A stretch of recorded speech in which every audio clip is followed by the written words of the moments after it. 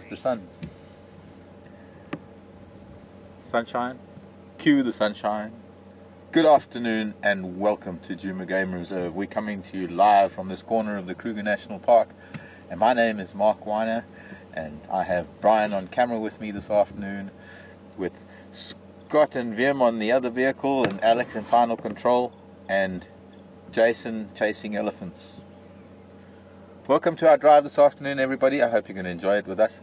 We're heading out. We're actually going to be visiting Arathusa Safari Lodge this afternoon, the property around Arathusa, and in particular the airstrip up there.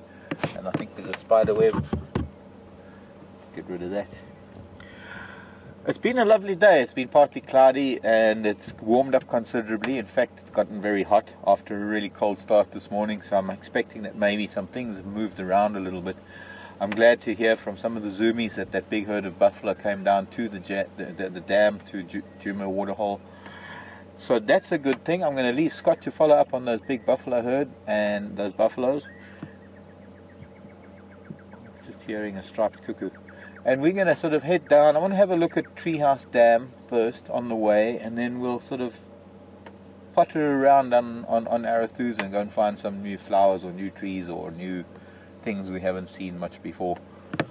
So join us as we use up the next 3 hours finding you something live here in Africa.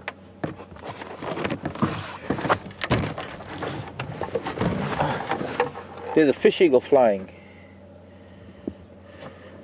Look how much like a bald eagle that is, and the reason for that is that it is a first cousin to the bald eagle, Dietis, the genus. Maybe we'll be lucky and we'll hear it call.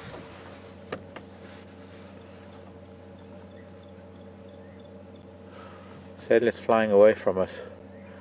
If anything, maybe heading over to Arathusa Dam, trying to find a thermal.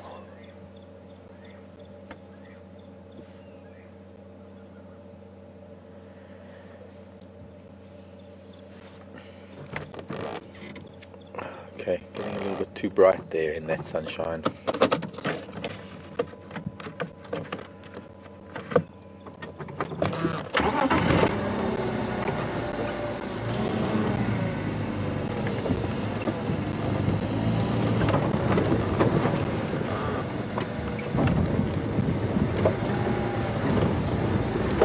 We had a very quiet jigger arriving at our camp this afternoon because Brian and Wim and Scott have been very busy undoing a few things that were done to Jigger over Christmas, New Year when she was in hospital, which resulted in a very, very bad squeak. And fortunately, I guess it was just a matter of time, but it was fortunate that there happened to be an angle grinder handy. I can't believe it. Was it a steel pipe? Okay, so they were cutting into a steel water pipe with an angle grinder, and discovered that they hadn't switched the water off, and that happened to be right next to Jigger while Scott and Brian and Wim were working on it. And of course the angle grinder was put to good use to cut off some modifications that were made. Leopard, this is fresh leopard, because I was here this morning and don't recall, well, tracks on top of my tracks. That's interesting. Tracks, that's interesting. So we've got one of the Karula boys somewhere close by. I think I should tell Scott about that. Scott, come in.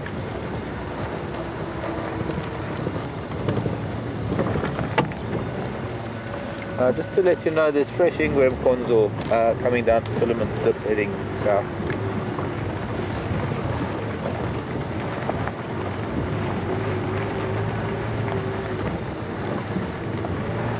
Yeah, it's on top of my spur from this morning.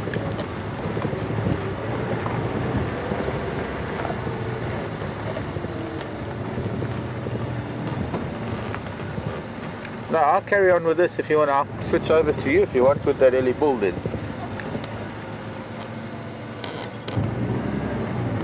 Okay, well, no point in being with me when Scott's got an elephant bull. So let's go over and see what Scotty's got. And let's go to Scott. I'm going to follow up on these leopard tracks. You see,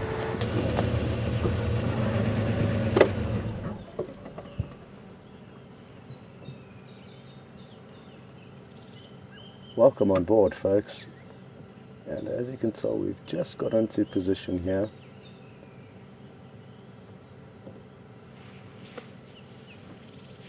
I'm just going to assess the situation. That behavior we saw just briefly now of him draping his trunk over his tusk is a sign that he could be in must. There's a trait that they perform in must, but he seems okay.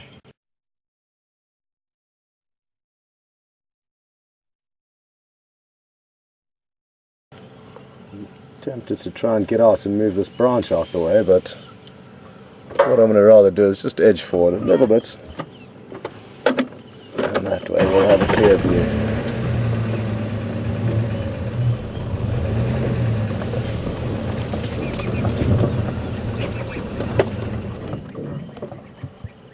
Wonderful.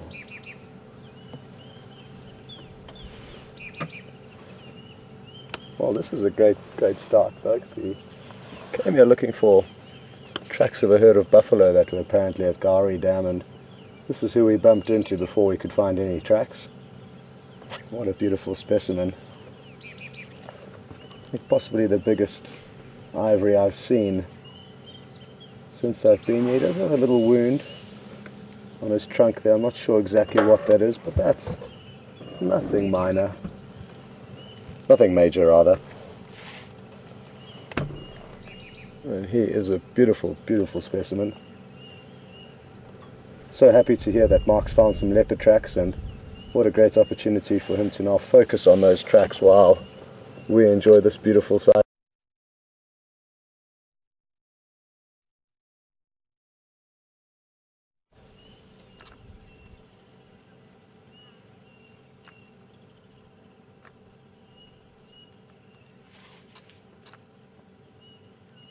Folks, and jigger is fixed. There is no longer a squeak, which is wonderful. We managed to solve the problem this morning, and we're really happy about that.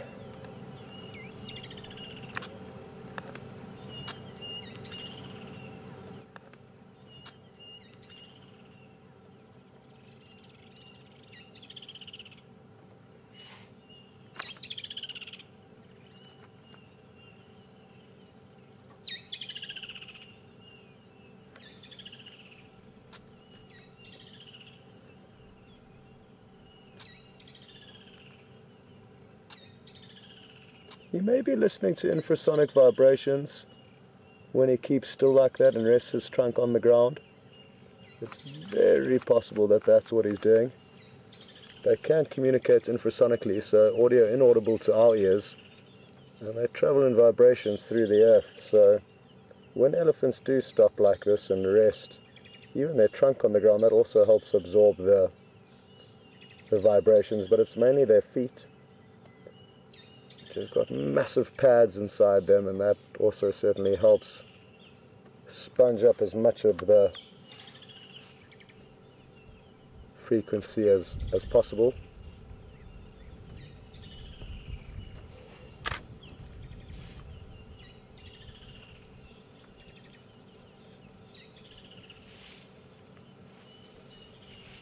Oh yes, he's going to shake this tree possibly, or just scratch his head, but he may give it a push or two to try and get the fruits from this marula tree to drop, if we're very lucky.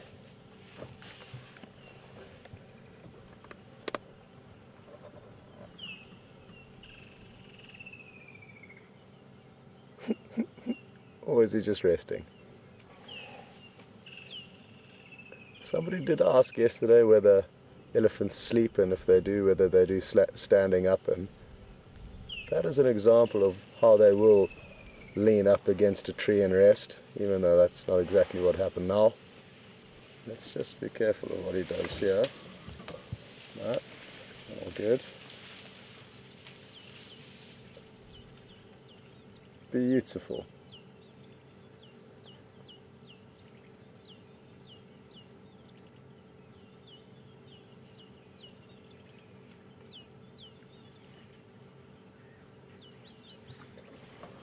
Well, welcome again, and so good to have you on board with us. Like I said, VM's on camera, and great that Mark's found some leopard tracks that he's busy following up on.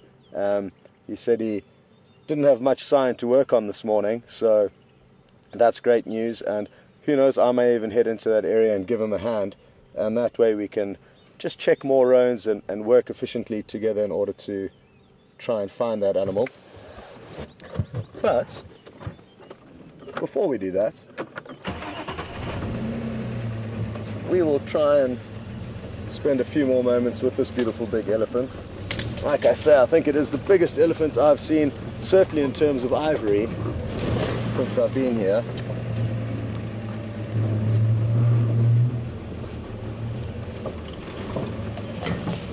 And yesterday afternoon got very lucky with an elephant bull, and the same today, so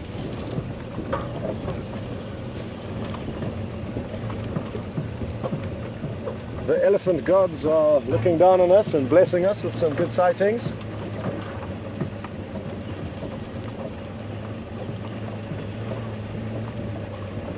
What I'm really hoping for is if he may come down to the dam for a drink, and who knows, maybe even a swim, because the dam is just down on our left over here, and I didn't see any moisture on his feet or on his body, which would have indicated that he may have been at water fairly recently.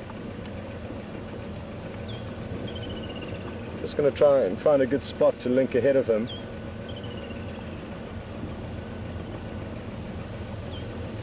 This is going to work well. He's coming down towards us.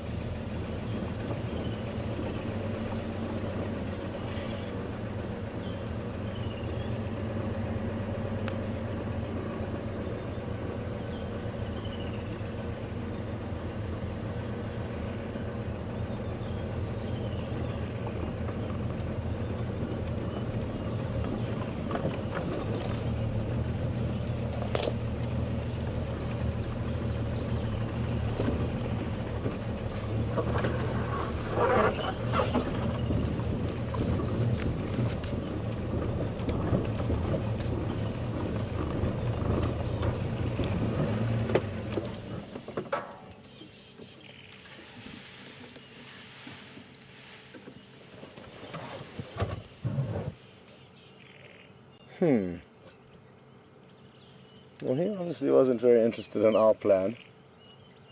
I thought I was getting us into the prime spot for a good view, and this is the final result.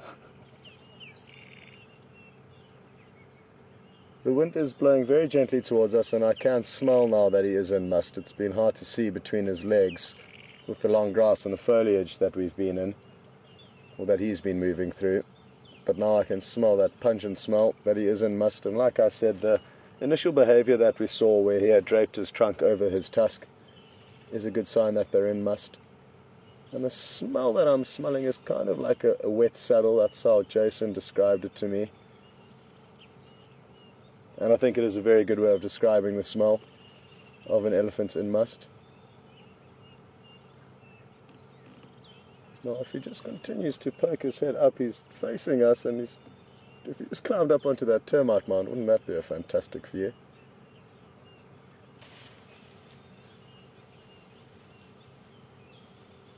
We'll just wait here a moment because he is looking slightly agitated, so we'll just give him time and space so as to not pressure him into anything.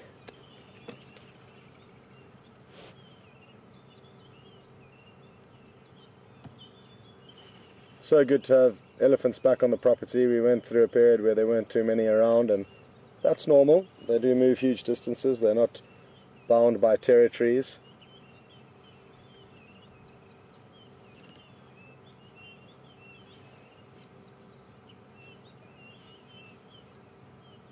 Doesn't appear to be heavily in musk though. Maybe he's coming into it or going out of it. There's not a profuse dripping between those back legs. It's very slight.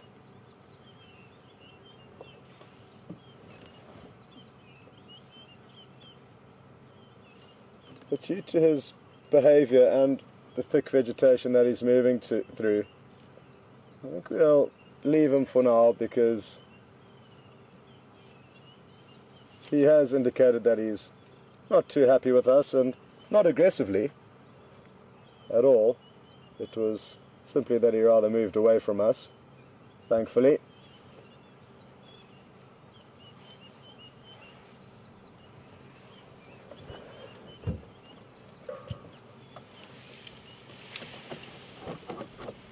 Negative.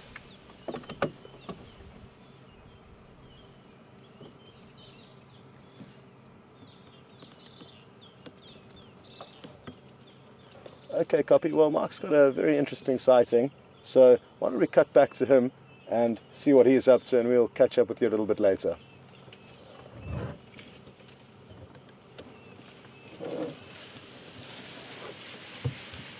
Oh.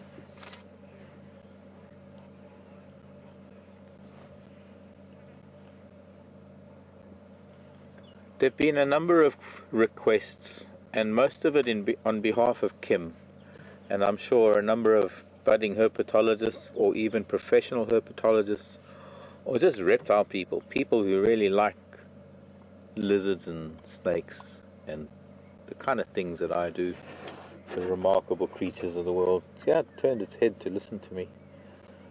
Well, Kim, here's one of our reptiles, one of our monsters. Actually, it's a dragon. You can look carefully.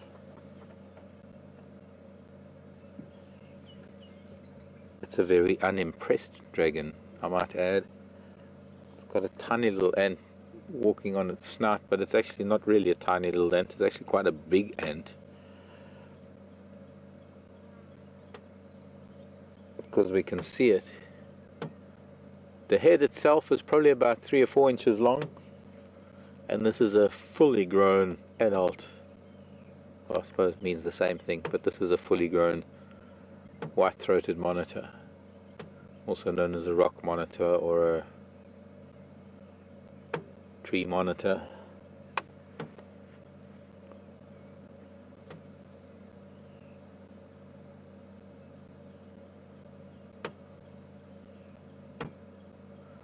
A much more enlarged nasal cavity to the Nile monitor, its cousin that lives in the wetlands, and the one that we see in front of Djuma waterhole camera every day. I believe it was resting its head on some terrapins today. And this is a cousin. And my voice is closing those eyes. Yeah, go to sleep. Interestingly, this is a marula tree that it's sitting in, and the bulge that we see in this marula tree is actually a gall that I have yet to discover what it is exactly that causes these galls. I believe it might be a midge, but there is a specific parasite that causes galls in marula trees like this. It also could be a gall that is left behind after a mistletoe has grown in it, and this would have been a gall from a very young age, and the tree's actually grown up around it. There can a few more galls. If we look along a branch higher up, there's another gall that has well, a swelling that is quite clearly where maybe a mistletoe once thrived, based on the shape of that, where, oh, sort of on that hanging, yeah, that one there.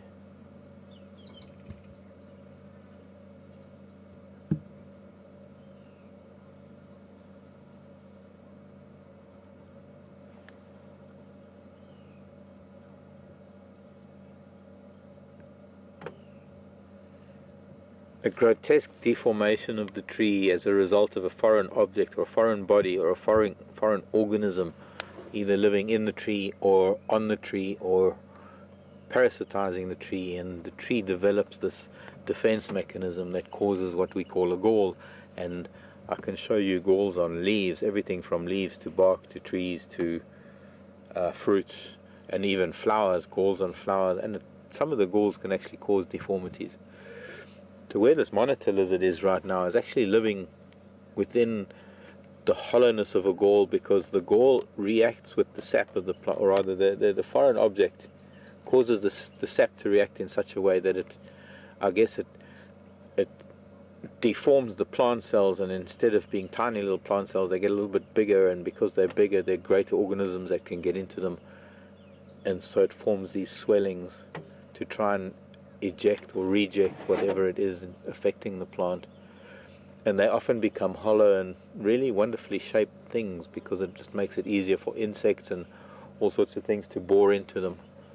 And well, this is probably about 3 to maybe 3.5 feet of monitor lizard that has found a very comfortable spot. We can't even see claws. Can we see a claw, please? Just put a foot out for me, please. Claw. Can I use gravity? I can use gravity to go 2 inches. No sign of a claw, Brian. And I know that there are a bunch of viewers who also do.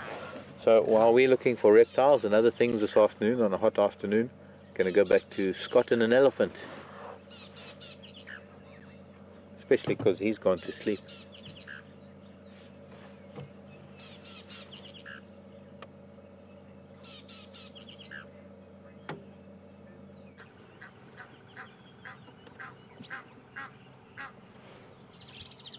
Welcome back, and we are here on the edge of the Gari Dam, or Vuyatela Dam, and the elephant bull may well make his way down here. He is nearby and facing this direction, but in the meantime we're just having a look at these beautiful big buffalo bulls. But it is time to move across to the Ellie. It's beautiful afternoon sunlight, and it looks like it could well be coming down to drink, which is going to be absolutely beautiful.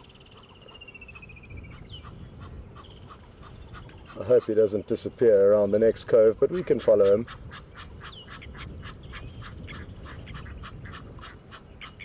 What a beautiful, beautiful animal. I'm glad we've got a nice clear view of him now, no longer obstructed by the vegetation that earlier did obstruct him, or our view of him. And this is going to be beautiful, folks. Look at the goose. That is incredible. Did you see the goose in the... Yeah, that's wonderful, VM. Well done. So there's our family of Egyptian geese that we've been following very closely over the last few weeks, and they've done incredibly well. They've kept all 7 of their chicks that we did see get born right in the get-go.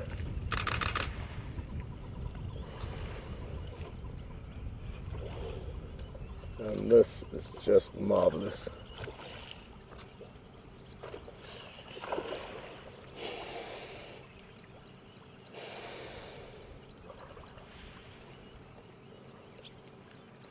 Well, to give you an idea of how much they can potentially drink, I've seen a captive elephant or a rescued elephant at a rehabilitation centre drink 20 litres of water in about 2 or 3 seconds out of a bucket, so they can drink incredibly quickly. So he may well take on maybe 100 litres or so just in this sitting.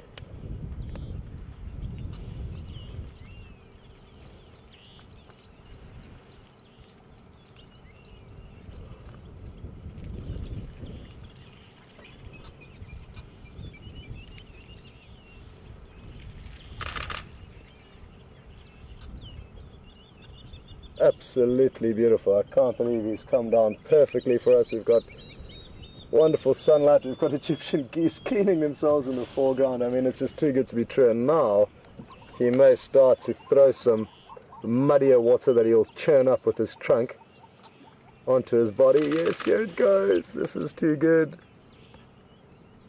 Too good to be true.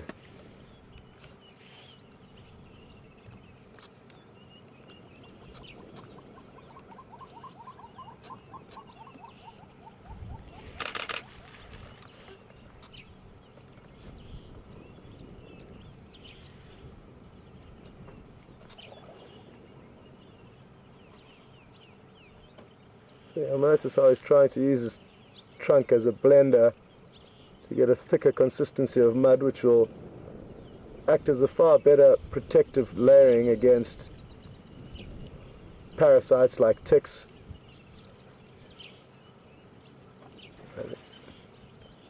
He's taking this time, and who knows, maybe he's going to go in deeper for us and even swim if we're lucky.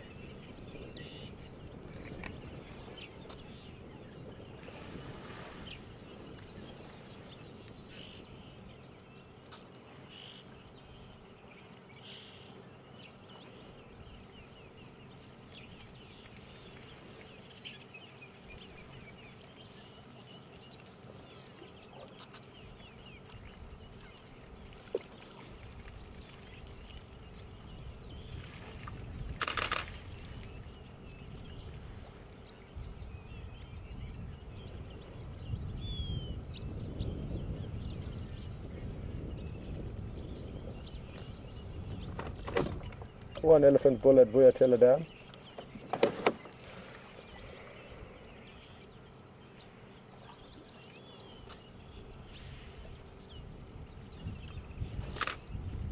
Here he goes. Let's see how involved he gets in this mud bathing. I'm hoping he's going to do the full show for us.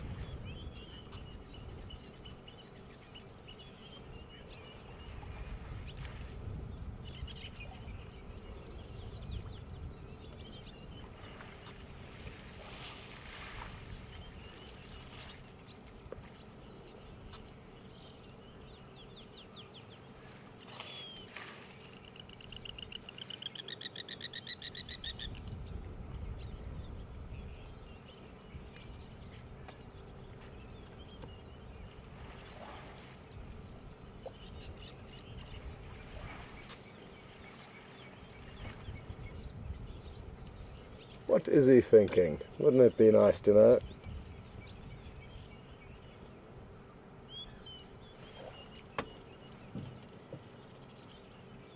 Well, good to see the animals here at Djuma are taking care of themselves. The Egyptian geese are preening their feathers, the elephants doing a light mud bathing.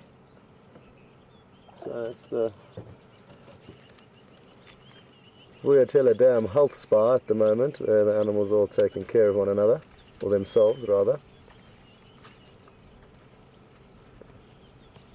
Let's see if this elephant doesn't chase these hardy-dar ibis, which are the birds just in front of him. It's got a long thin bill that they use to get crickets and other insects out of the ground. Yeah, he's chasing them, that's awesome. Don't you have anything better to do with your time than chase hardy-dar around?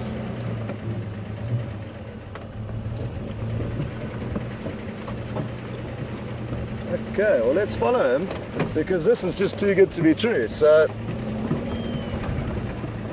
let's see what his next move is from here. I hope you enjoyed that. That was a magical sighting.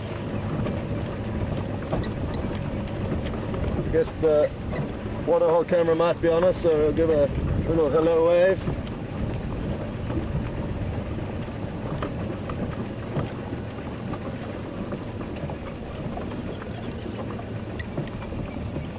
What happens here? There was just a buffalo around the corner that he gave a little bit of a chase. Let's just make sure I don't drive into the dam here. Oh, wow, look at this. Oh no, the buffalo seems to be giving us some attitude, because the elephants picked on the buffalo. Now the buffalo maybe wants to pick on us.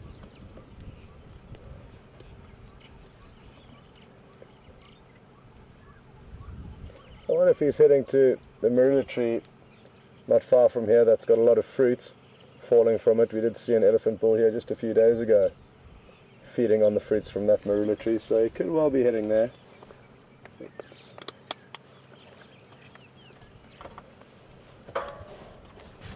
How are we going to get around here? Possibly not. So rather than taking a chance, we will take the safer route and link back. We don't have a closer look at him, but that really was magical.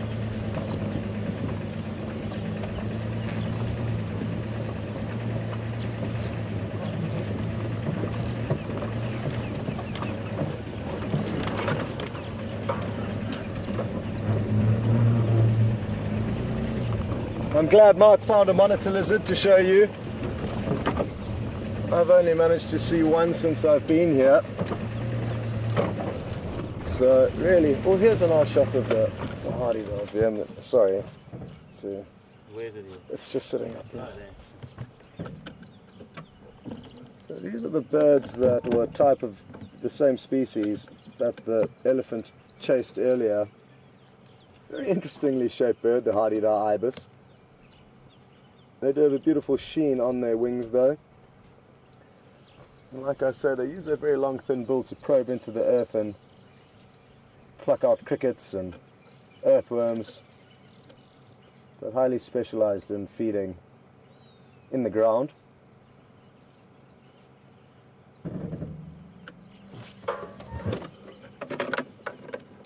Good.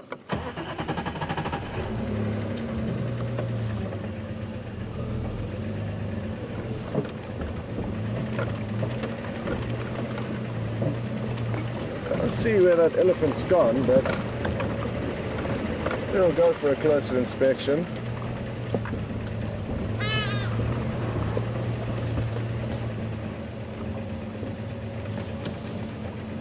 Okay, boy.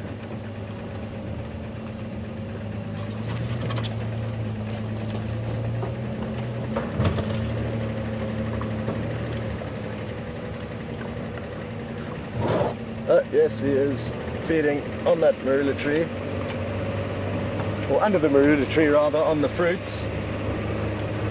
So we're getting the full show from this elephant this afternoon.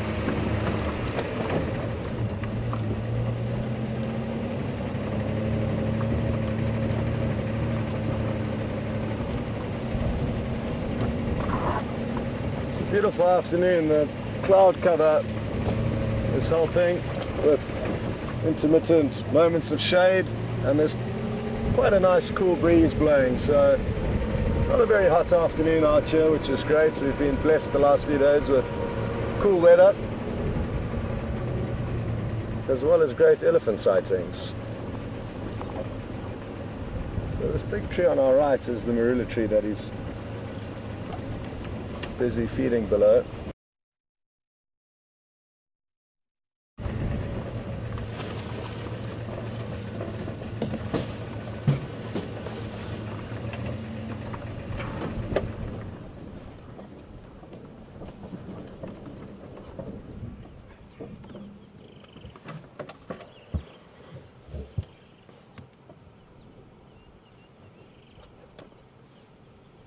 And if we're really lucky, he may shake this tree for us in order to try and get a few.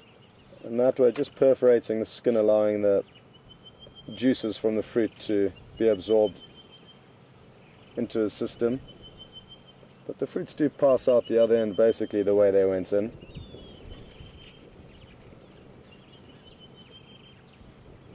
Please, can you shake the tree for us?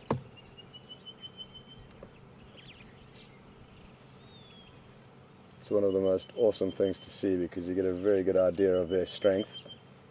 And it also sounds great because you have all these quite heavy marula fruits thudding onto the ground simultaneously.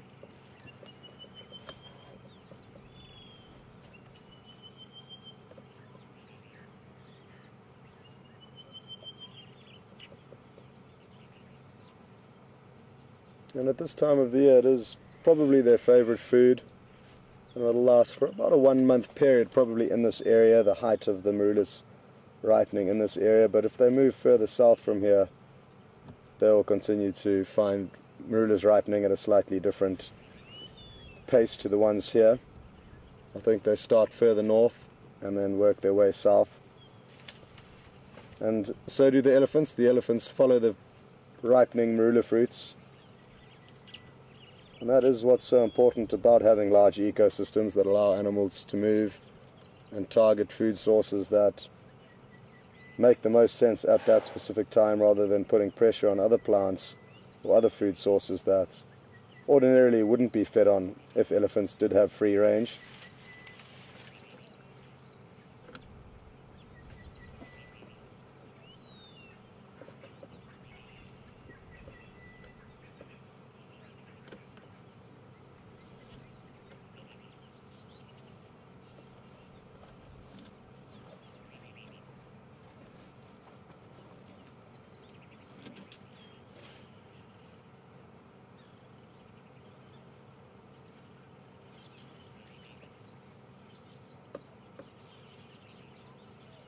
to discuss again. But there are a lot of newcomers on board every day, so we need to remember them. And if we watch them now, and I've done some rough calculations, they eat about 6 a minute, marula fruit, so 1 every 10 seconds. They manage to pop one into their mouth, as a rough rule, sometimes more, sometimes less. Therefore, in 1 minute of feeding, they eat 6. In 60 minutes, they'll eat 360 individual marula fruits. Now that is a massive quantity, especially if you, again, relate it to about the size of an egg or a golf ball, a chicken egg. It's a huge, huge amount of food passing through their system, and that's just per hour.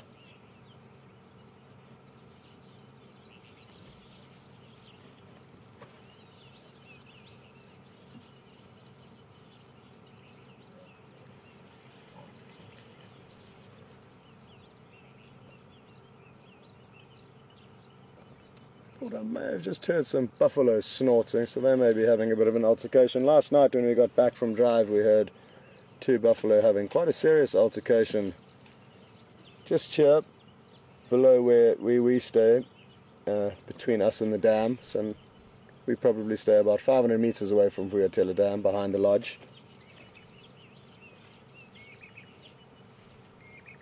I'm wondering what I should do. If I should try and change our angle a little bit, and I think I should. So bear with me one moment, it will be worthwhile to get a different view of them.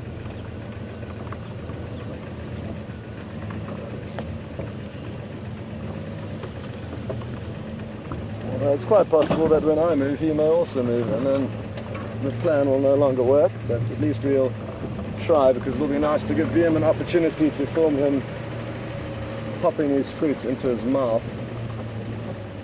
To do that, we need to be somewhere like over here.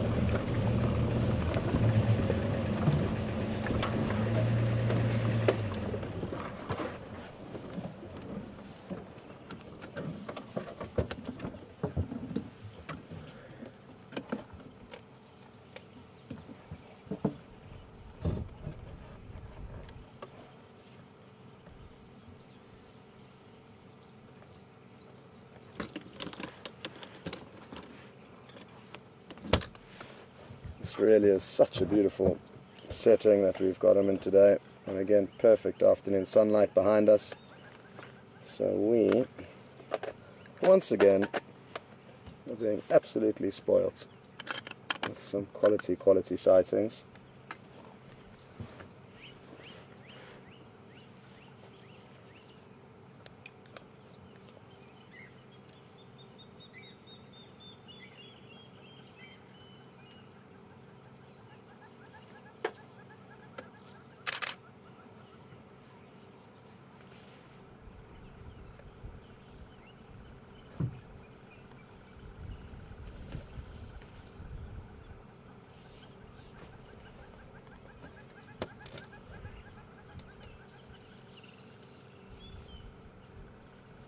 It'll be interesting to know how much bigger his ivory will get in the coming years. He may well have another 15, 20 years of life left in him. So he could turn into a magnificent tusker one day.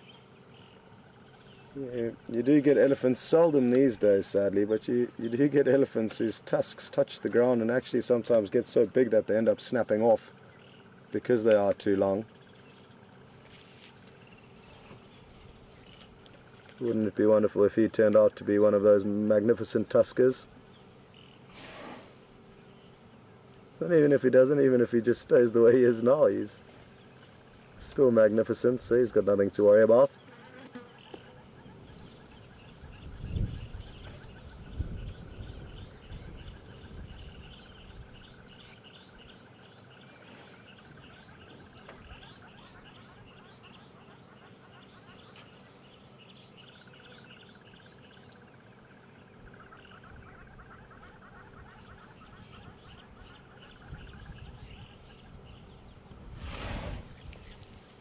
Oh, a bit more dust bathing, it appears.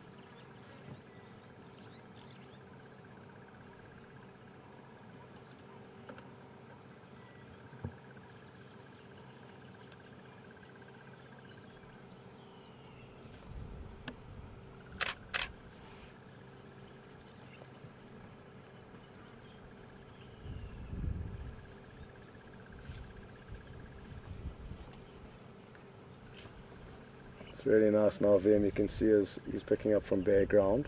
So if you go to the bases. Oh, well,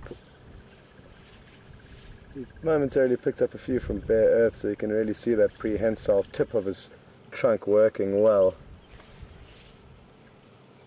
Let's see if he doesn't do it again. There we go, beautiful.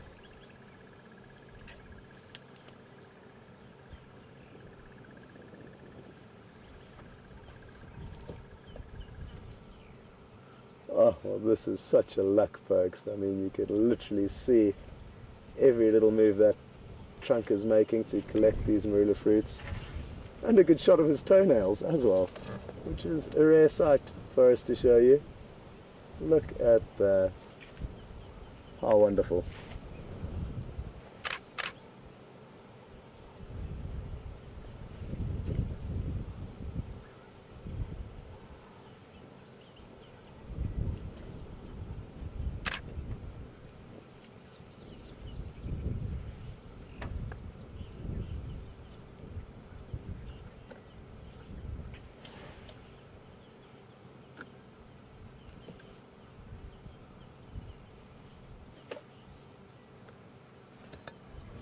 He's just so relaxed and peaceful, and it certainly does influence our behavior. I mean, he's even resting his rump against the base of the tree. He's kind of sitting down almost, you could say. Not, he's just taken it off now. But he's incredibly relaxed, and so fortunate for us to be able to be so close to him, watching him go about his business with him completely unperturbed by our presence. And he is showing us some really magical views on how well that trunk can work.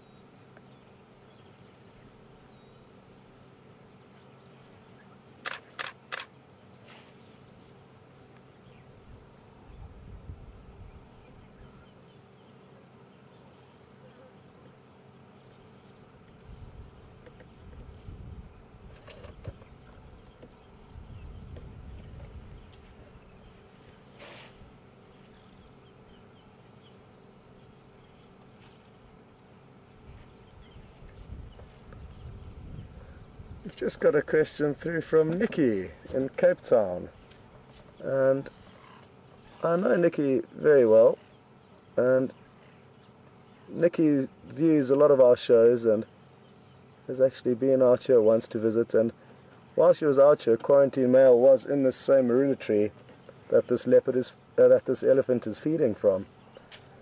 And Nikki's asked what would happen if the leopard was up the tree and this elephant was down below feeding, and it's a good question, Nikki.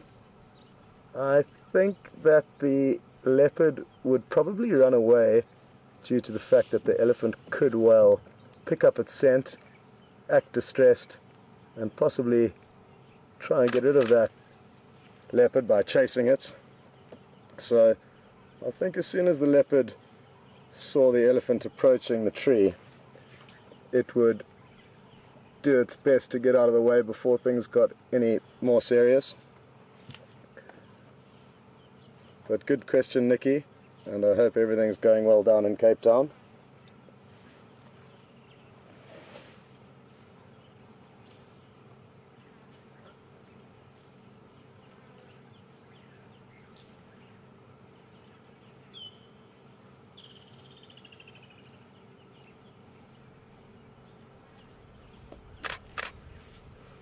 This is just magnificent, folks. What a marvellous sighting.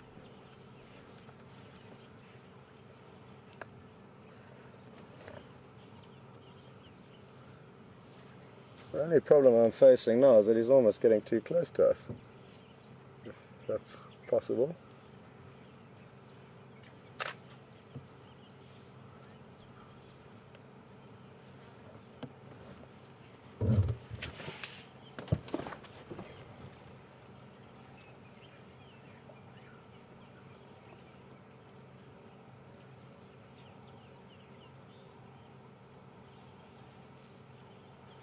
It's funny how he flaps his ears every time he puts some marula fruits into his mouth.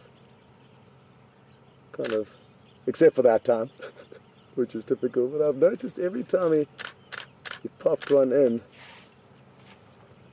he'd often flap his ears. And that ear flapping is a cooling mechanism that they use, or technique.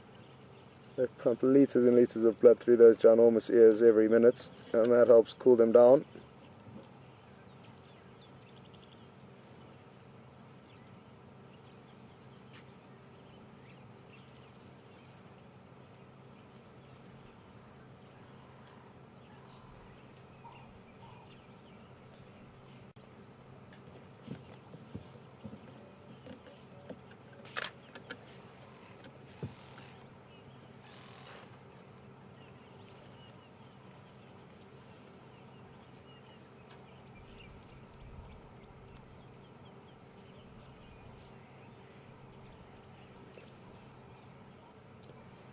James on Twitter's just asked whether the infrasonic frequencies that they use for hearing, or that is audible to them, are received through their feet or through their ears, and indeed they are received through their feet, James. That's a good question, and thanks for asking that, and welcome on board with us.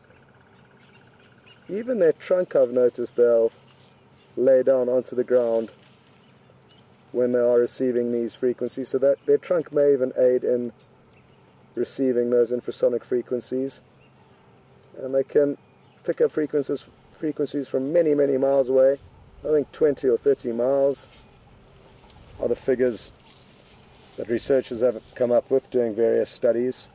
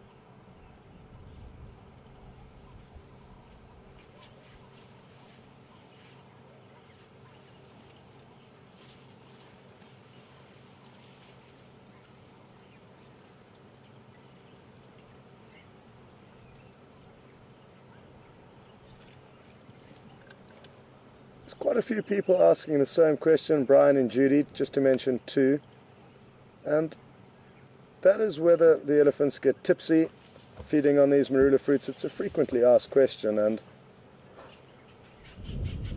it all stems from one movie where they used an elephant that had been tranquilized and was recovering from that tranquilizer and therefore was stumbling around a little bit, and they sold that sequence of a tranquilized elephant as a drunk elephant, and they blamed the elephant's drunkenness on the marula fruits, and that is not possible. It would be interesting if they did get a hold of the local beer that the local people from this area make out of the marula fruits, how many litres they'd have to consume to get inebriated. But the way that the local people do make that marula fruits, or make that marula beer and any other alcohol, it requires that fermentation process, and rotting and fermenting are two different things. For fermentation to take place, yeast is required, and that will not happen naturally out here. The fruits will simply rot and not ferment, so there's no alcoholic substance in any of the marula fruits. How beautiful is that shot, VM? Well done. And that is just marvelous. Such beautiful textures on their skin.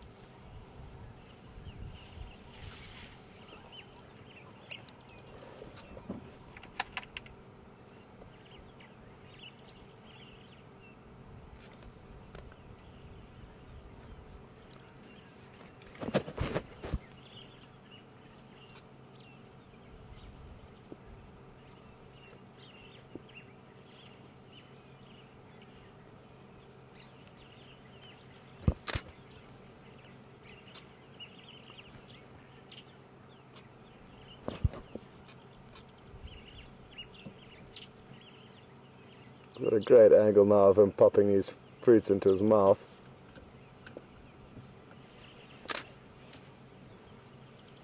And I wonder if I'll be able to get a shot of that. It's going to require some lucky timing. Worth a try though.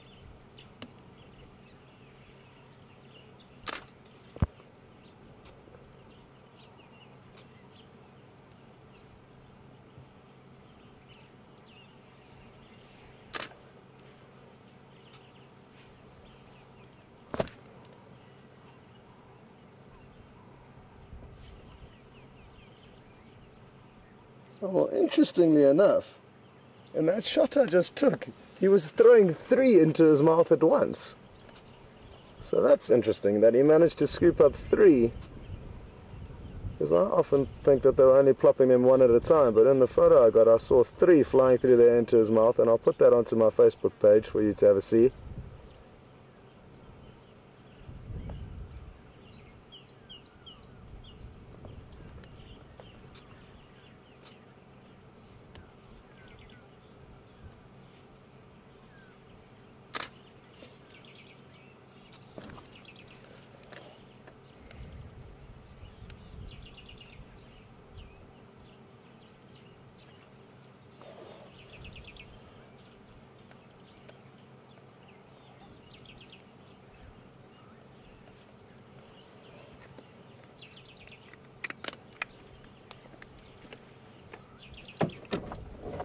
And Mark, any further luck with those leopard tracks?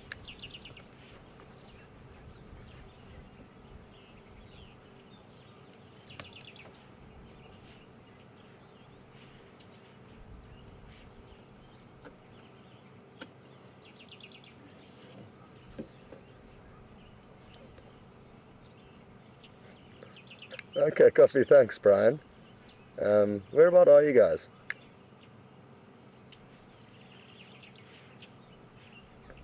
Okay, copy. Perfect. So, we just got an update from Brian that Mark's off on foot scouting for this leopard, and Brian's not exactly sure where they are at the moment, but they're out there, and Mark's out on foot having a look, and it's a huge advantage of having two vehicles out in that it does allow for intensive tracking and getting out on foot, and it is a requirement to be able to search properly for these animals. You do need to be able to take your time and get off on foot and have a proper close inspection for these tracks. And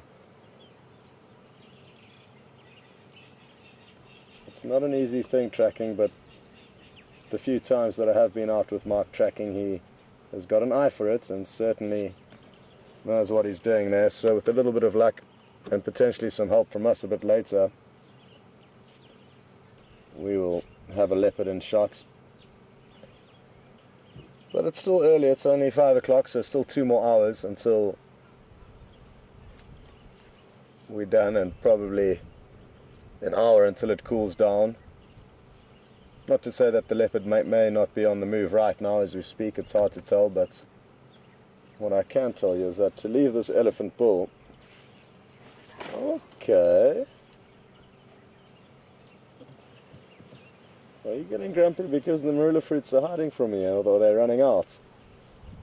Interesting, I just had one little head shake there.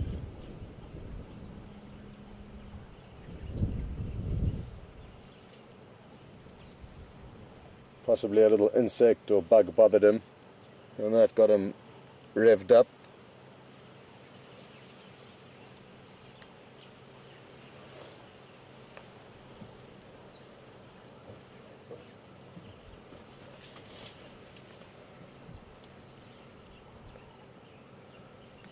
Kathy in Florida, good afternoon, welcome on board. Now, Kathy's asked whether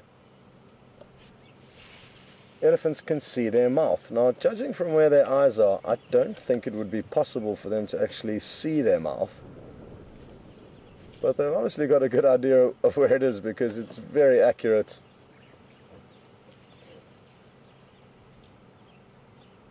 When it comes to popping in those marula fruits, even if it is 3 at once.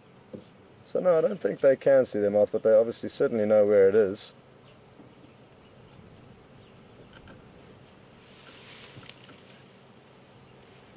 But that large tusk coming out of either side of their jaw will create or does create a large bump that I think gets in the way of the eyes being able to see the mouth. But they've got no problem in feeding, as you can see. And what an incredible way of feeding, using your nose to pass food and water into your mouth. Quite remarkable. Copy that, Mark. Any updates?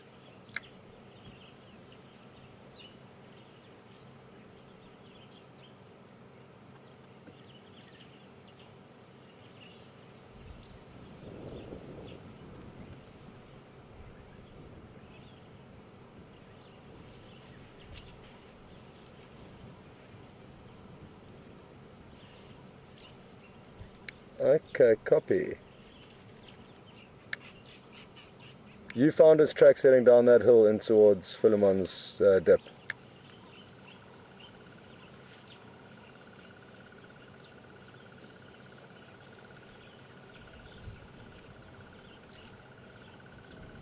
Sorry, what's that?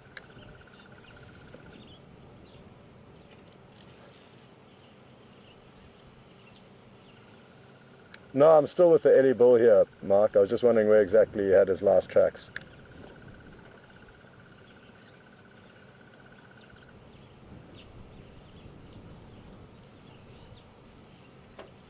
Okay, copy. Perfect. Great. Thanks.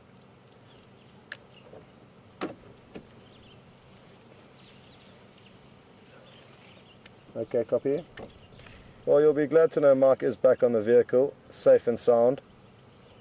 And he hasn't come up with anything but at least he has searched out on foot, and that does mark off an area as checked, so at least we know that.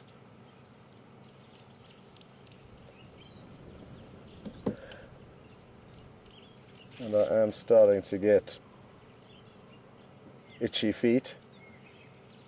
As beautiful as this is, I cannot resist an opportunity to track, and especially leopard, I really love tracking them.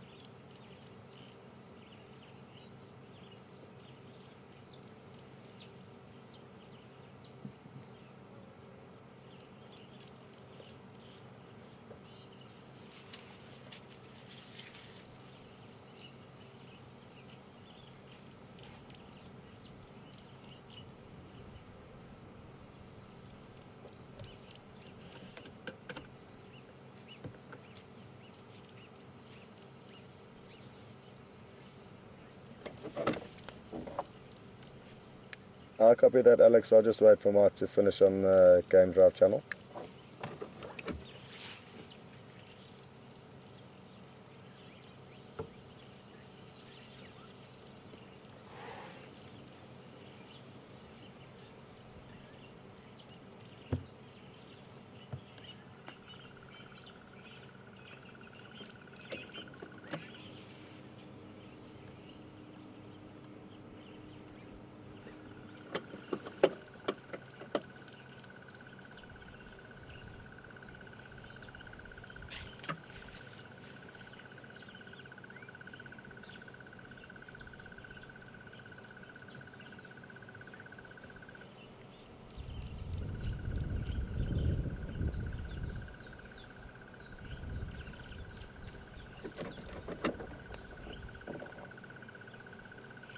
Okay, copy that. Great, Mark. Thank you.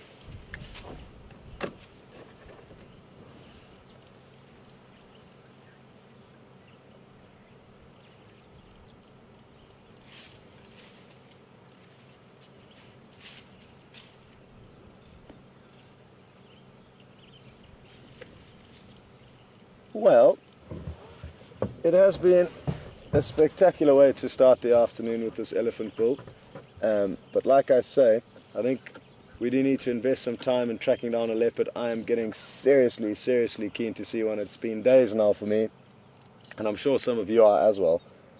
And that just means we do have to make a bit of a sacrifice and leave this incredibly impressive bull. But we've had a wonderful afternoon with him. We've seen him drinking, throwing mud onto his body. Not too much mud bathing, but even the dust bathing when we first arrived and saw him, and now feeding on the marula fruits. So it's been a wonderful sighting, and we've seen him doing so many different things. So I think it's time to move on and look for something different. So over to Mark, and let's get an update from him, and he can give you the lowdown of what he's been up to, and we'll head into that same area and start giving him a hand.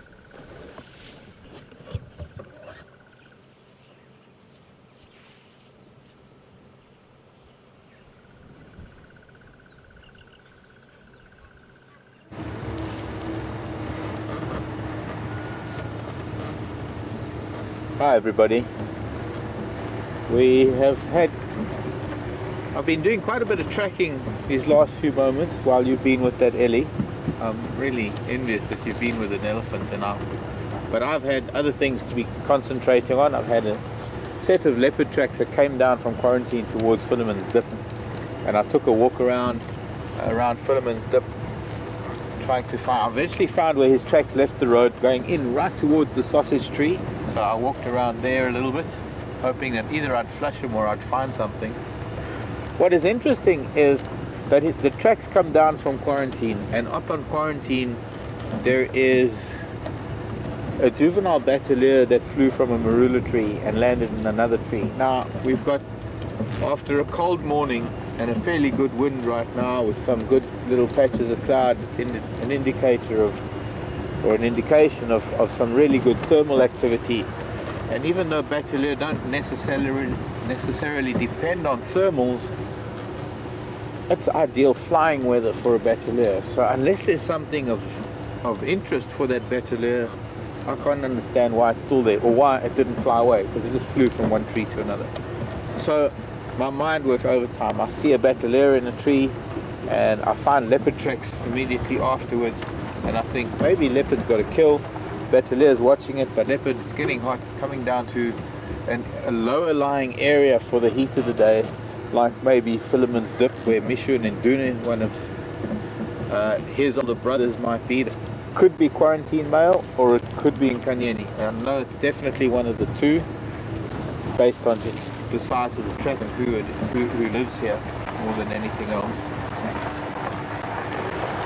So I took a walk around. I was very lucky enough to find some toys while I was underneath the sausage tree, and something that I've been meaning to do, because I think there are many of you viewers out there who over the years we've been monitoring that sausage tree, and we've been very unlucky to actually find any maturing and ripe sausages.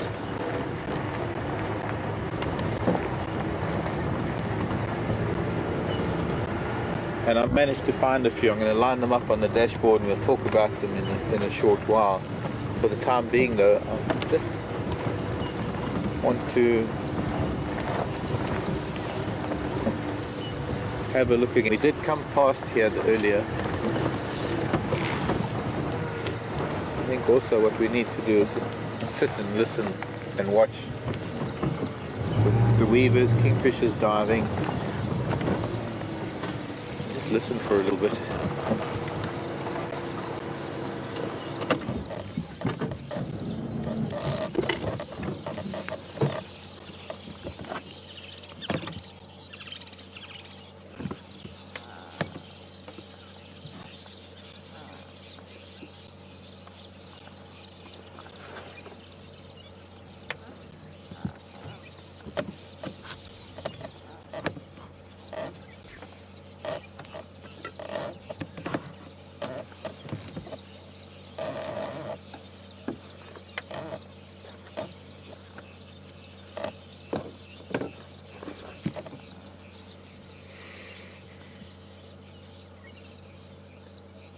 So while I'm convinced there's a leopard somewhere down in Philemon's Dip who might have been hiding from me, and I'm pretty sure that later on, if we come back here early enough, we might be able to find him heading back to quarantine or somewhere, maybe coming out of the bush. It's a very, very hot afternoon.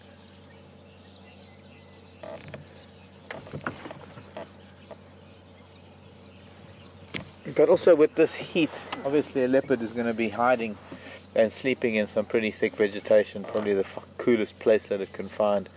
Not really that hot, but it's a nice hot afternoon, bit of a breeze starting to blow. So having said that, let me change the subject. For those of you who've been viewers for a long time, and for those of you who are new viewers, I'd like to introduce you to the sausages of the sausage tree. This is one of the smallest. Oh, oops. All of these I found underneath the tree while I was looking for leopard tracks. Of course, there was no chance of finding leopard tracks amongst all the long grasses underneath the tree. And this is probably the smallest that maybe fell through heavy wind or something, so it didn't develop very well. Weight is probably about 2 pounds, maybe. It's heavier than a pound of butter. What do you think? Like a 500 gram butter? Yeah, it's about a 500 gram butter there. Or a little bit heavier? A little bit heavier. Yeah, just under a kilogram for this little one. And I'm going to actually open up one of them for you shortly. This is maybe about, because half of it is missing.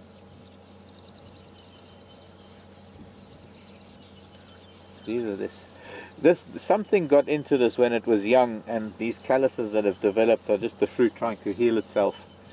I don't know what they could have been. It could have been a giraffe that maybe bit it, or something bit it while it was still hanging on the tree, because this is definitely repair material. This is a plant that's trying to cover up any damage that was done while it was still exposed, or rather while it was still on the tree. You can see some of the little seed pockets where some of the seeds are. There's one there. This is one that I can open up later. It's going to be a little bit difficult, but I've got a knife and I'll try and show you. They are very, very fibrous. And I need to show you because we need to learn some things, and this is the only way to learn. while they might be edible, they certainly are not palatable because of this very, very fibrous pulp of the fruit.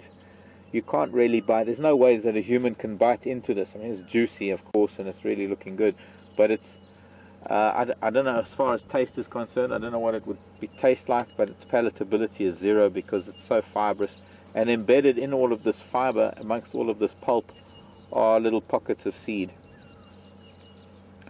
One of the reasons why I brought a few of these is because I want to disperse them. I want to drop one here next to the dam. Who knows, maybe in 20 years time there might be a sausage tree growing here, but they're not really going to do any good dying and fermenting and rotting underneath the host tree, because they're never going to grow there, and sadly there just aren't the consumers of sausages in this part of the world that you find where there is a very large dominance of the sausage tree. I mean, when you look at some of the big marula trees that we have here, they would be dwarfed by some of the sausage trees that I've seen further north of here, up in northern Kruger, going up into Zimbabwe and Zambia and Botswana, and even further north into Kenya and Tanzania, where I've seen leopards sleeping on a branch of a sausage tree that is thicker than any trunk of any marula that we see here. So I think, if anything, we're in a very young type of bushveld here. We see some leadwood trees that might be close to 1,000 or something. We might see some fairly large marulas and knobthorns, but they're all young in comparison to the age of some of the trees further north from here. So whatever it is that has caused this young, could have been fires, 200, 300 maybe, are here, are small in comparison to some of the jackalberries. Even our big ones that I think are probably about 800 to 1,000 years old, some of those jackalberries are still small in comparison to some of the jackalberries that you find going north into other parts of Africa. Anyway, so these are the sausages. This is how the tree gets its name. This is a whole sausage, also dropped. This is probably about, I'd say maybe nearly 5 pounds, 2.5 kilos. What do you think? 5 pounds, 2.5 kilos. What do you think? Yeah, easily. I mean, it's heavier than a 1.5 litre bottle of water, which is 1.5 kilos. I'd say it's almost as heavy as a 2 litre Coke bottle. Yeah. And it's almost the same size. So it's a very, very, very dense fruit. This one, you can see, this must be the bruise where it fell down and hit the ground. There might be scratches here from the way it passed through. I don't know what might have fed on it here. Also, a little bit of fungi and a little bit of healing going on. And another smaller fruit. So this one I'm going to go grow and make a nice big sausage tree hanging over Treehouse Dam. And I'm going to drop these elsewhere for Yuri and Pippa, and hopefully there'll be other sausage trees that grow in the future. And maybe Zoe and Rebecca, their grandchildren, will see sausage trees, because it takes a long, long time. There are a number of things that eat them. There are parrots, the brown-headed parrots, the Myers parrots, or brown parrots, love to get into the fruits to get to the seed. Baboon like to eat them. I've seen hippo, I've seen giraffe. Giraffe eat them when they're still young and they're the size of maybe a Vienna, little green sausages and very, very small. So there are a number of things that do chew into them. I've seen, but baboon, more than eating the pulp of the fruit, they actually tear it open. I've seen them trying to brace the fruit with their feet and pulling with their teeth and their hands, using all 4 limbs, including their teeth, to try and strip it to get to the seed, because I guess the seeds are quite nutritious. So most things they're really wanting to get to the seed. The elephant, of course, do chew on them, and they do eat. I suppose they get the moisture out of them, because if you had to compress this, you'd find there's a lot of moisture inside here. But I think the most interesting thing, one of the most interesting things about the Kigelia, the sausage tree is known as Kigelia africana, and one of the most interesting things about it is that there is a cream and there is an extract of the Kigelia that has been proving very, very helpful, or very, very good in combating skin cancer or fighting skin cancer. And the extracts, I've actually got a friend who makes an extract, and she mixes it with a cold cream to make something, and people have used it and have had very good results. The problem is the number of fruits you need and the amount of the amount of intense work that needed to get the extract out of it. I know that there is a commercial product in Europe that's called Kigelia, K-I-G-E-L-I-A, and I'd be interested if anybody can tell me whether, because I know that from a couple of years ago, I think it might have been developed in Austria, Sharon, if I'm not mistaken.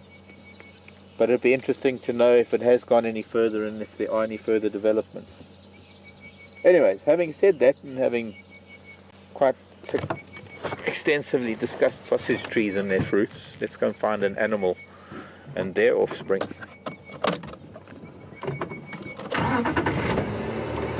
I'm tempted to go and find that elephant. In fact, I think I'm going to, because I'm still convinced that there's a kill somewhere on quarantine. I was going to go to Arathusa. We can still go there in a little while. But first we're going to go this way. Over the dam wall and around.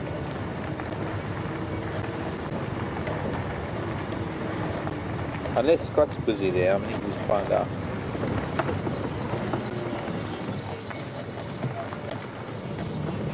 Right.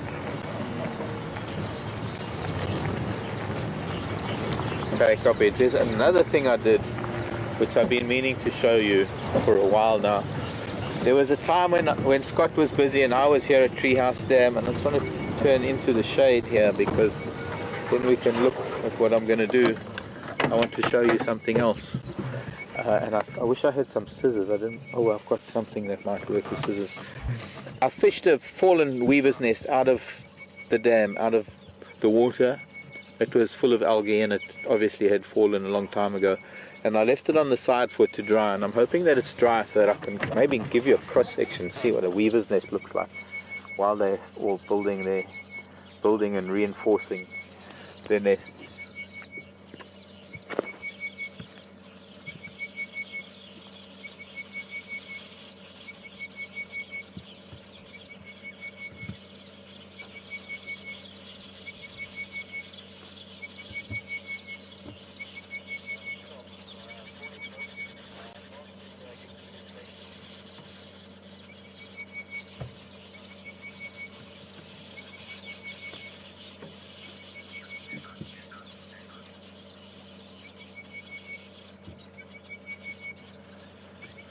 I noticed they didn't really mind too much about that.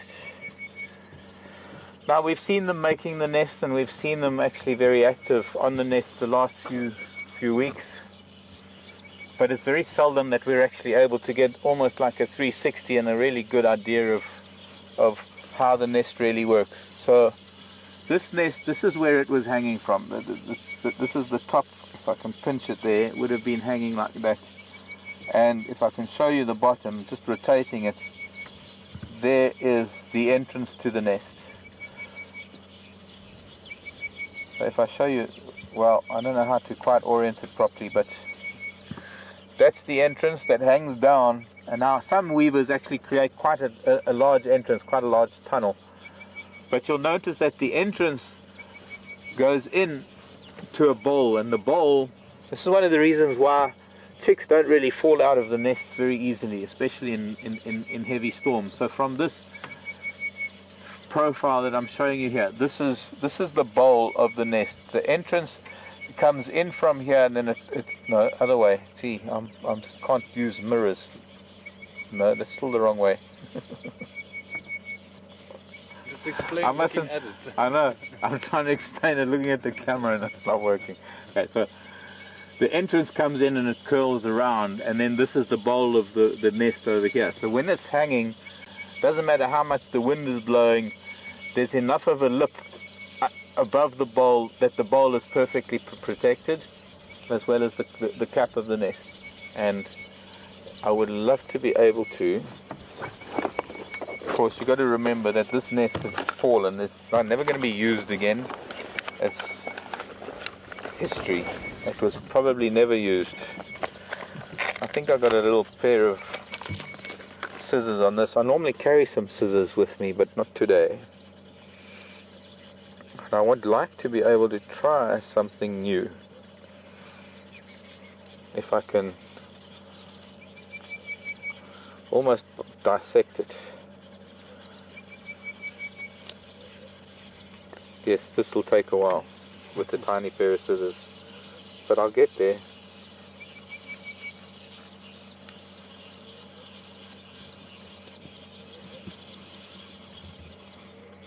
Somehow I'll get there. In the meantime, if you have any questions, I haven't got my earpiece in, but Brian can translate or relay.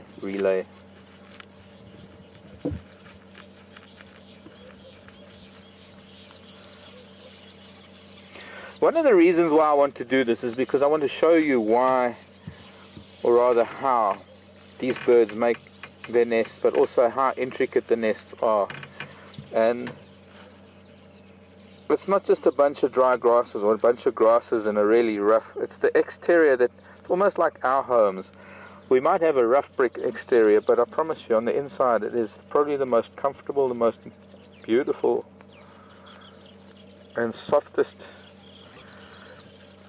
They use different grasses, different plant material, even lichen sometimes, all sorts of things to actually line the nest. So once they've actually made the basket, the lining becomes completely different. And there we are.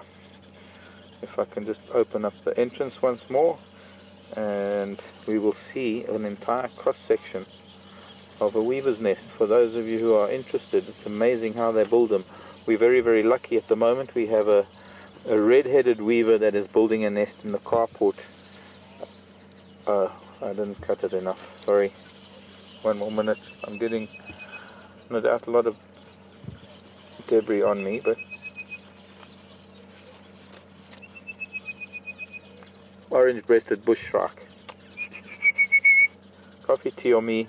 That's not the kitty bird. I'm still trying to figure out what that bird was. I got asked that question this morning through emails and things. So, look at that. You can almost see the spiral. So just hold it here, then it can hold it still. I'm not too sure what we're seeing. I can't see it on my monitor. But anyways, this is the entrance here. You can see how the entrance comes into the bowl. And the bowl is actually lined with very, very soft grasses. I can even rotate it and use this side as well. I can show you how this is the bottom of the bowl of this nest, and the bird comes in, and then this bowl is where it holds the eggs.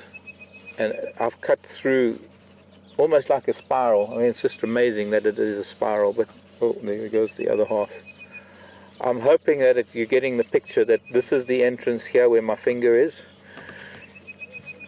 And the bird comes in and lives in the bowl itself. And it's one of the reasons why these things are on the end of branches, are able to swing and sway in the harshest of winds and not dislodge the chicks. And it's actually a very delicate process to strip the branches, the ends of the branches. And one of the reasons why it's at the end of the branches, despite the fact that the ends of the branches are more mobile in a wind and a storm, the ends of the branches are the least likely place where predators are going to be able to get to. Certainly not any mammal predators, and there are only one or two snake predators that are likely to get into the nest and be able to prey on the chicks. And that's the boomslang is one of them. Maybe, in fact, maybe only the boomslang and the mamba. Got a question. Okay. Louise in Texas would like to know how many eggs could be laid. Louise wants to know how many eggs could be laid. I think 2 or 3. I'm not really sure, Louise. I think it largely varies between species, and I guess these being, I think, the village weavers, what used to be the masked weavers, they are thinking about 2 or 3.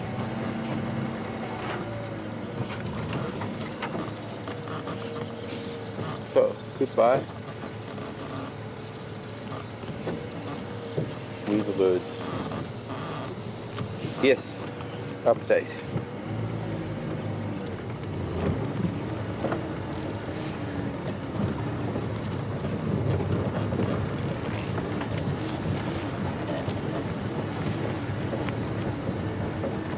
Okay, well, Scott found some more tracks, which is why I haven't found any more tracks, is that he must have crossed after he went over to the sausage tree, he must have crossed back onto the other side of the road and headed downstream. Glad Scott picked up the tracks there. That's what teamwork is all about. And he's heading over to Weaver's Nest and he's going to look around over there.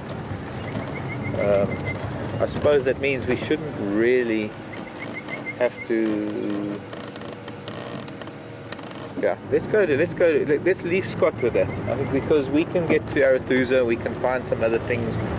Let's leave Scott on that for now. We're going to come back here before dark and we'll combine our efforts if he has no luck. So for the time being, let's go west. Go west.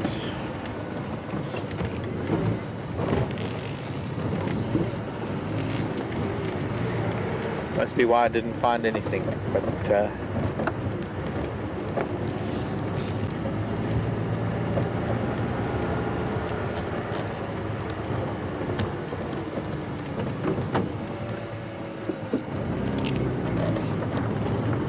buffalo tracks.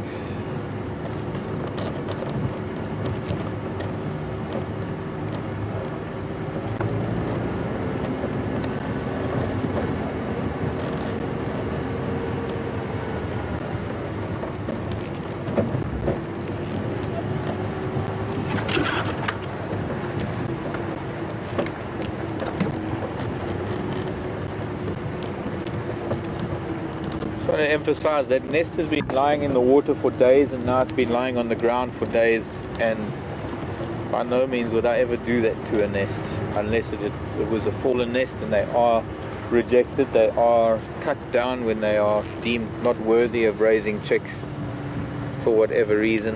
In fact, that nest wasn't complete because there is even more down and more softness that develops in the inside of that nest. It wasn't even used. There was fungus in that nest. I've learned my lesson after this last episode that I had with the elephant, that people misinterpret things so much, and I can get painted in such a bad light. Something that I never thought humans would do that,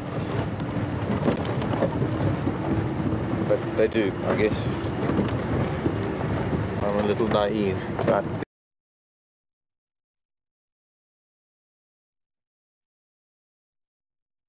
or motivation.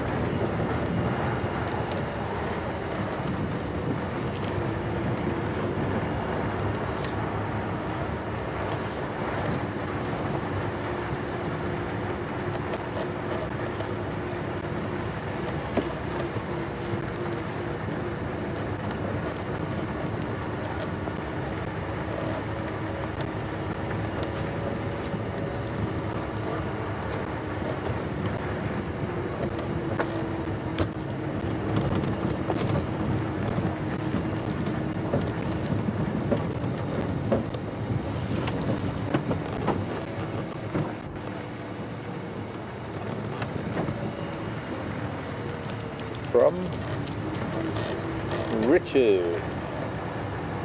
Ricardo.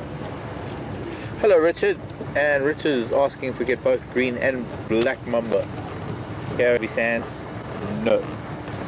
The green mamba is mostly confined to the coastal regions and the coastal belt of KwaZulu-Natal, southeast of here.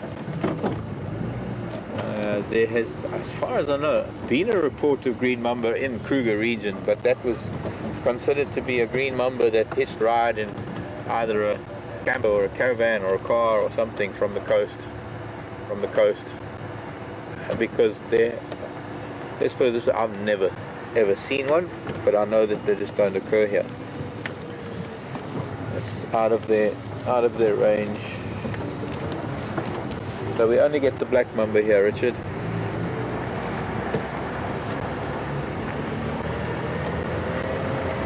Scott, come in. Oh, he's out of his car, I guess. Do you want me to check anywhere, or otherwise I'm going to head over to Arathusa?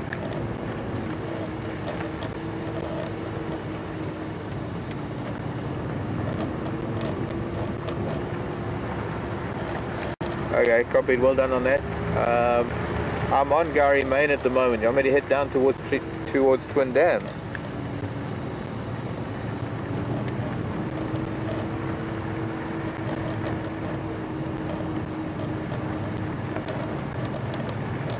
No, I was just thinking if we do it together, we might have a chance. But I'm happy to go over to Arathusa.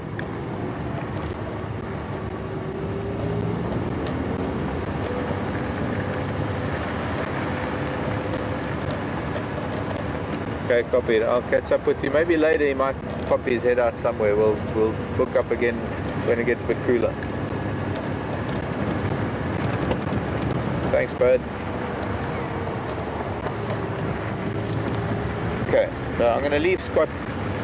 You know, when well, he's found tracks after I found tracks, so I'm going to leave it to him because he's the one that found that after that leopard crossed in towards that sausage tree. That leopard must have. I wonder if it might not have been because I went in from Rebecca's road. Maybe he ran away from it. Might even be that. Whatever the case may be, Scott found his tracks crossing again Philemon's Dip and heading down that drainage line, and I suppose that would take him towards Chelapan, maybe Weaver's Nest, maybe Twin Dams Road, or even Twin Dams. And since there isn't a great network of roads around there, and if I'm going to be driving around, and Scott, then we're likely to drive over tracks, so I'll leave him to it, and we will continue our quest. And what better place to go and visit than that lovely open green area of Arathusa airstrip for whatever might be there for starters, while there's still a little bit of bright sunshine.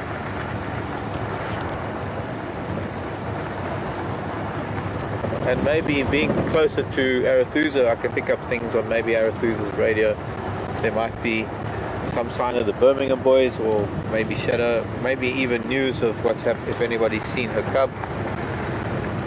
So let's head over that way, and at the same time I can stop. Now all these elephant, I saw tracks of this morning crossing here going south.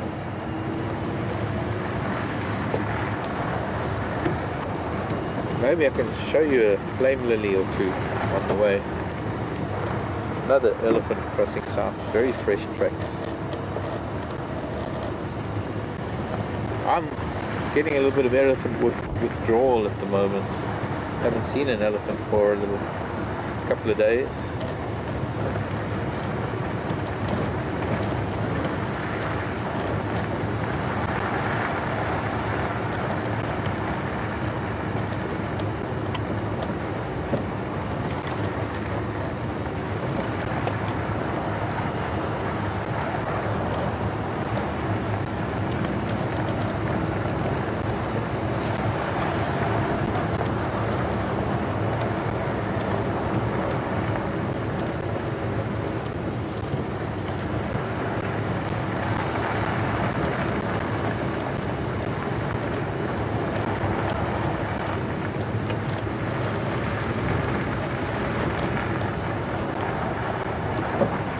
A little bit difficult driving into the sun, but I think we'll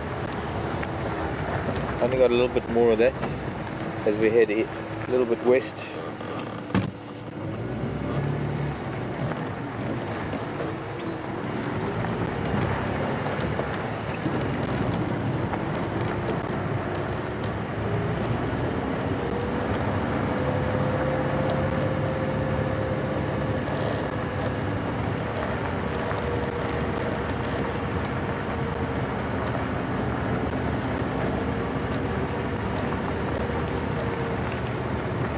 So it'd be great to hear from you if you want to ask questions or just say hi. And that would be either at questions@WildEarthTV or #SafariLive if you'd rather tweet. And you don't have to leave your name, you can be anonymous if you want. Just let Alex know that you would rather remain anonymous. Don't have to have your name mentioned on air. But just nice to discuss things or answer questions, changes the subject a lot, puts us in a little bit of a question mode because we don't know everything. We often ask questions that require us to learn something, and even then it can lead to viewers learning something.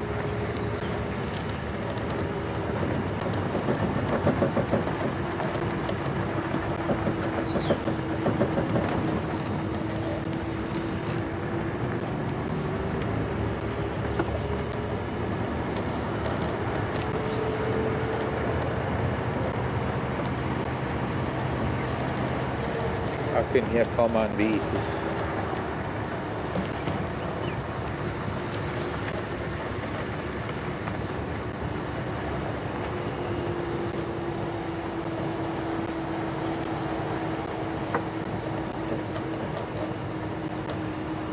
Morning, Suzanne. I think Suzanne's in Tennessee.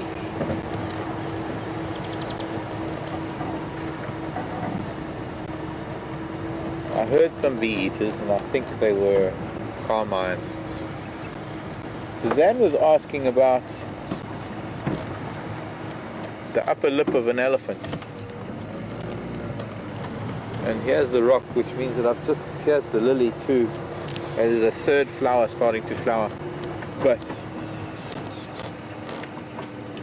I'm looking both ways. Suzanne, give me a minute. I'll get back to the upper lip of an elephant shortly. While I'm looking at and I can't see it from this angle, but look at this. Flame lily's got a third flower now. This is the same flame lily we were looking at a couple of days ago. And there's a third flower coming out now. I think this one is not really going to grow much. It is a creeper. And unless it can get hold of something, it can't really climb. And I can see this particular individual plant is battling. It's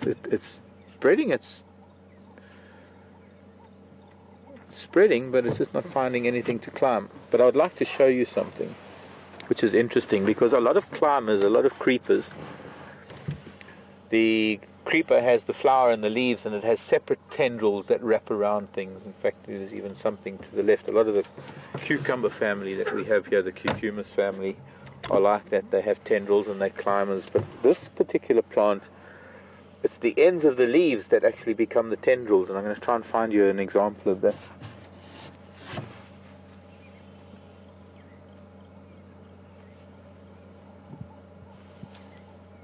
Here. Can you see that? Yep.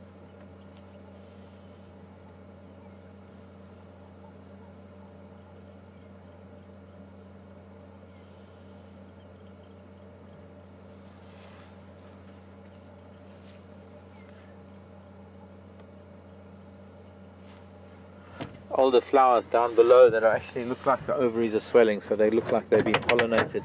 And I'd really like to know what pollinates this flower. I don't know yet. In all my years of loving this, it's one of my most favorite flowers. One of, so there are probably hundreds, but one of. Look at the light coming through it.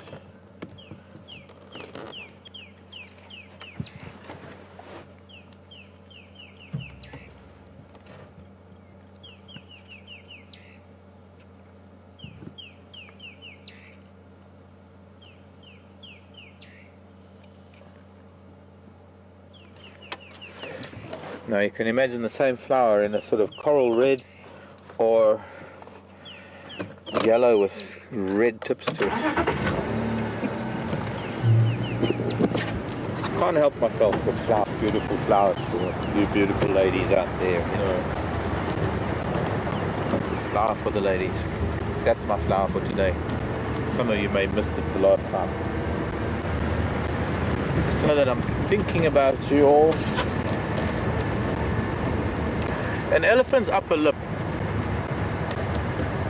whether it is sort of wrapped around the trunk but it's open underneath, it's actually open underneath, because you've got to remember that it is an upper lip and the tusks are merely the incisors that are sticking out, so the lip actually wraps around the tusks.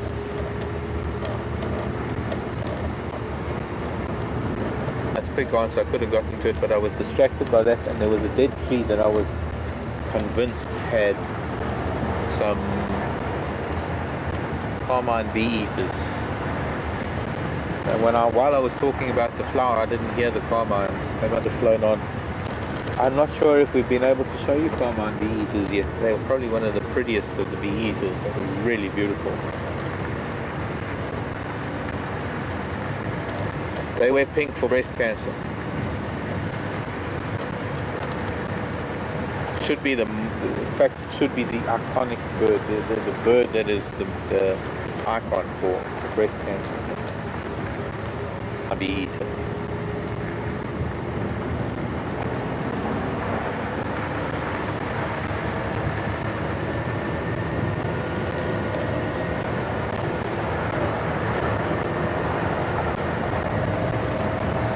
going to start on the southern end of the airstrip this time, and we're going to work our way north. North on Arathusa, north and a little bit northwest.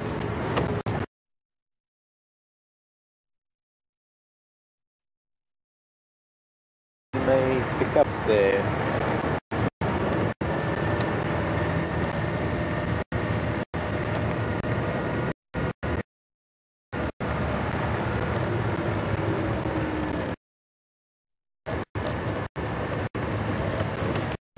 Okay, this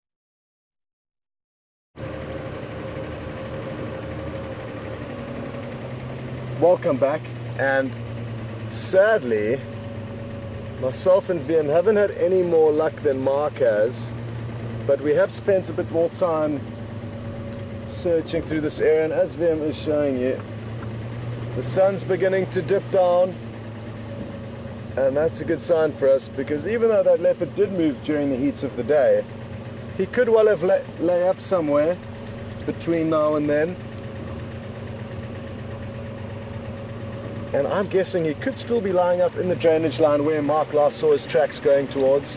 So we're going to go back there and look. We've done an entire loop around the block, so the area in which he headed into is encircled by roads, but they're quite a big distance apart. And we have driven the two roads that close off this kind of square that he was heading into.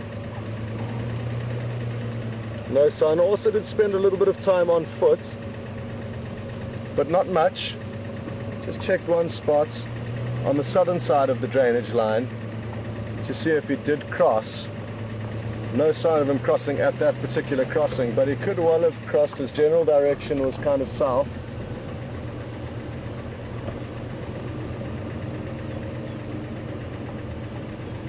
But like I say, it could be lying up not far from where we saw those last tracks. So even though we've done a very big loop, we may have overshot the mark. So now we're going to go back to those last tracks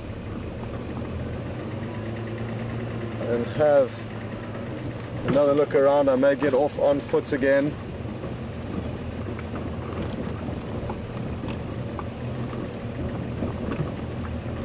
Even though they do head in a general direction, they could veer off at any given points.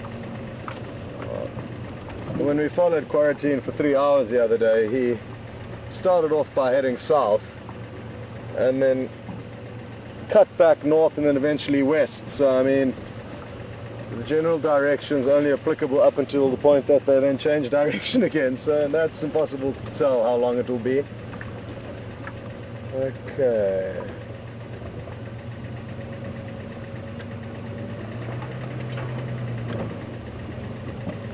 So it is a young male, either Quarantine or Kunyuma, I'm guessing.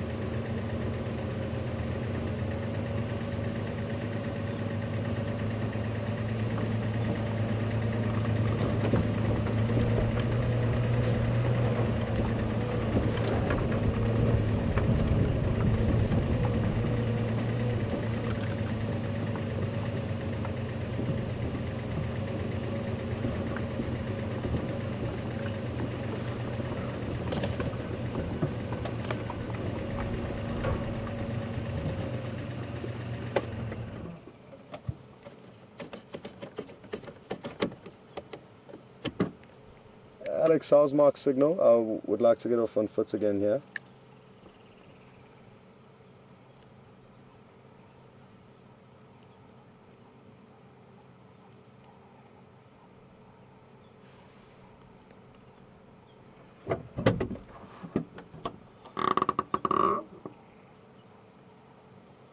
Okay folks, well, Mark's signal has improved and he's about to arrive at the Arathusa airstrip, which is a beautiful big open plain where there's bound to be some great game viewing. So I think it makes sense for you to switch across to him and arrive with him at the airstrip and see what's there waiting for you. And I'm just going to snoop around this drainage line and see if we can't find any sign of this leopard. So we'll see you later.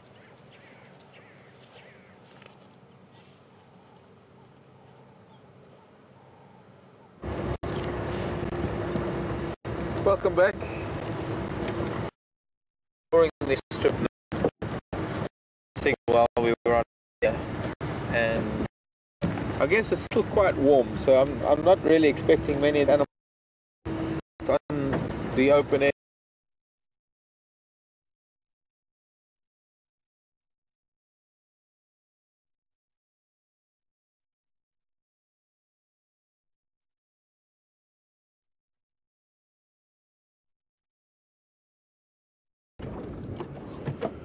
Just come back, don't count.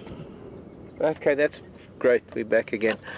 And so I want to head to this higher ground here where we're going to have a better radio signal, a better car signal, but we'll have a better radio signal with the guys in Arathusa, and I can catch up with what's going on here and maybe find out a little bit more about Shadow and her cub.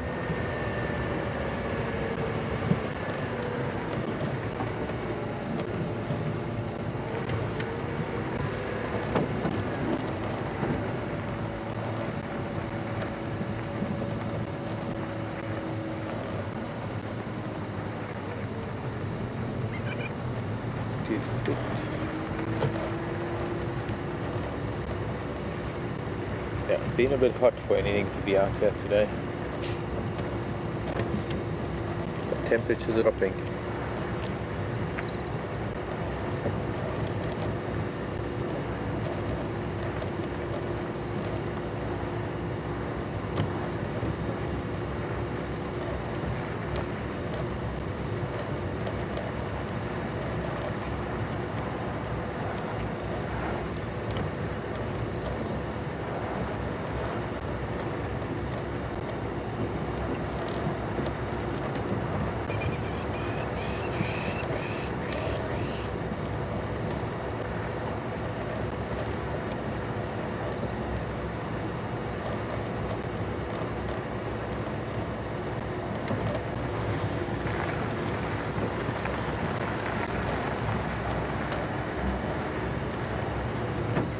We'll take Central Road. That's to a high point. Well, I mean, it's relative, really.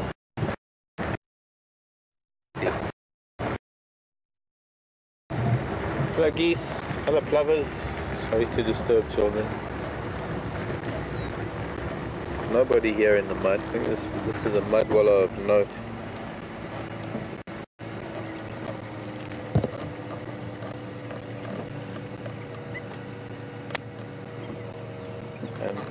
Seems a lot of the buffalo that have been here have left a lot of their little flies behind, so just keep moving. Little biting fly. Oh, look at that! One of the buffalo weavers' nests has actually fallen into the pond. No, I didn't see it last time. Pond. It's not really a pond. It's a mud wallow, or a little earth dam. That is actually man-made. But interesting that whether it was a branch that broke or whether it was wind, but an entire buffalo weaver's nest crashing down into the water. See a couple more up there. I suppose that's what happens when you build in a dead tree. The wood is bound to rot and degrade, and the weight of the nest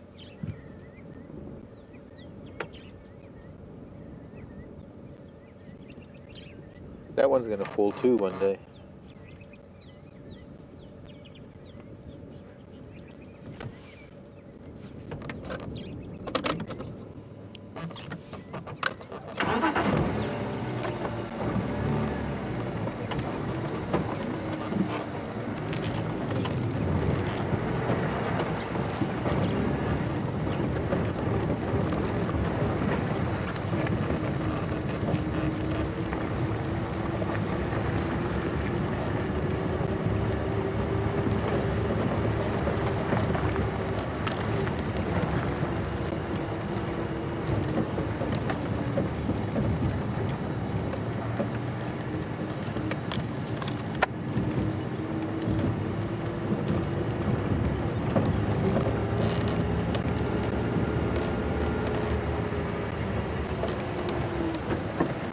this angle, let me show you a really lovely view.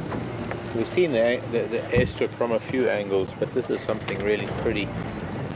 Maybe there's not much out there. Oh, sorry. You still there? Yeah, kind of. I didn't realize it was so sharp, the edge of the road.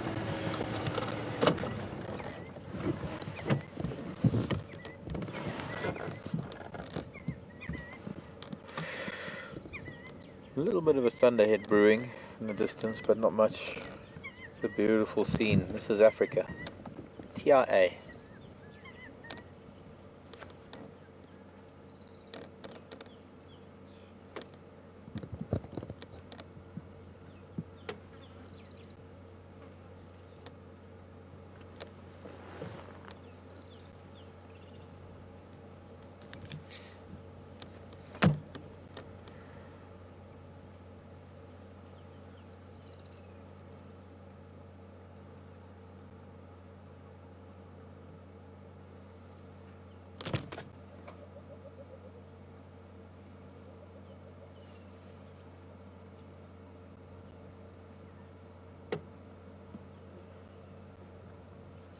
Feeling a space that we don't really have on Djuma itself. I mean, the biggest we've got is quarantine, and we don't really get this kind of a view.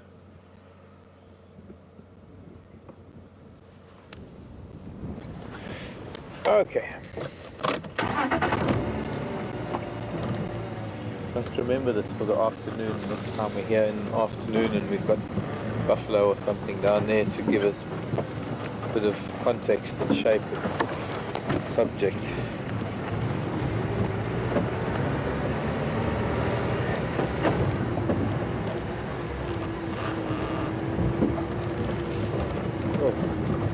I think there's clouds of flies that normally with the buffalo have been just waiting for some mammal to come by, and they've latched onto us now. And I'm quite typically never branch of guarri when you need it. Never a guarri bush when you need it.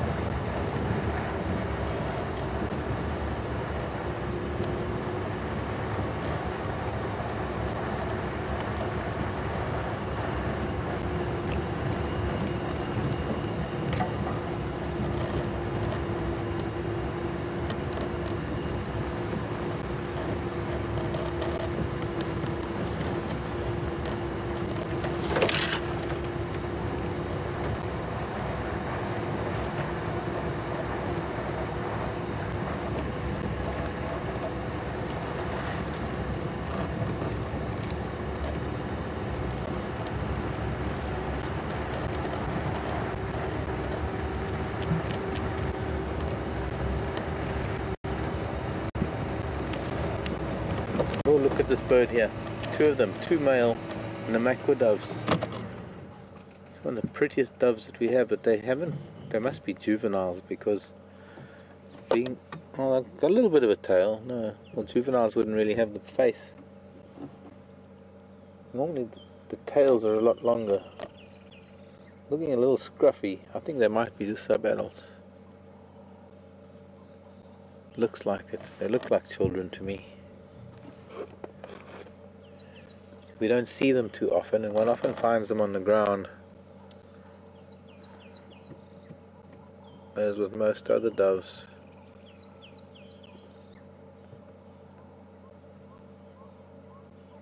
Two males together,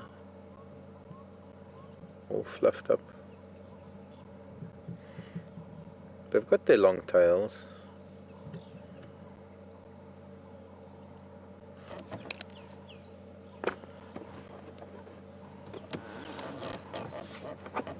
Just out of context, I don't think I've ever seen two males together. You mostly only find a male and a female living in a pair, Come on, flies, give me a break.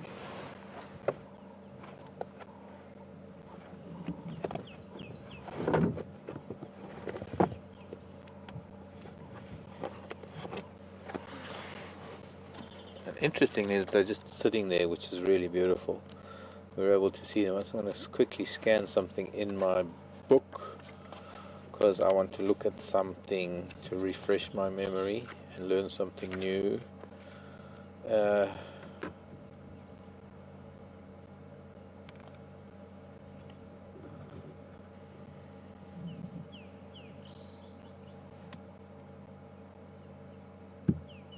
Well, juveniles are supposed to lack the black face, but might just be they're two young males that haven't found mates yet. Brothers, the sort of Mishu and Induna of the Namakwa dove world. I'm just going to try and catch up with, while I'm stopped, to the safari.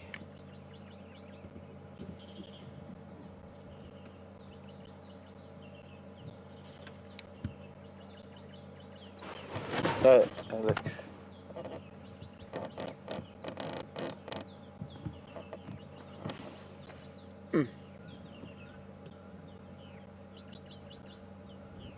Nothing.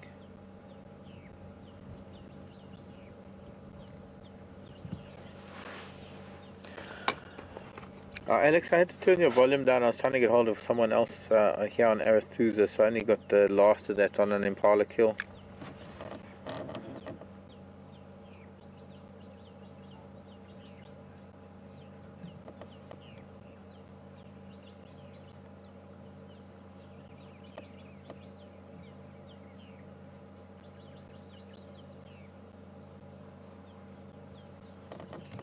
Thank you. Okay, well, I'm not getting an answer from anyone at Arathusa, so let's continue. We'll go and take a drive around the lodge, around the dam, and have a look. Good news from Anne. Thanks, Anne. Great to hear from you. Look at that. We can get a really close picture of that beautiful little face. This is the smallest bodied dove, the smallest dove that we have in the region. And really pretty little things. Can't see the length of the tail sitting the way it is. Doves, just looking at this one, tail is normally a lot longer, so I think they must just be fledglings that are just reaching adulthood now. Sorry, children. They didn't like that.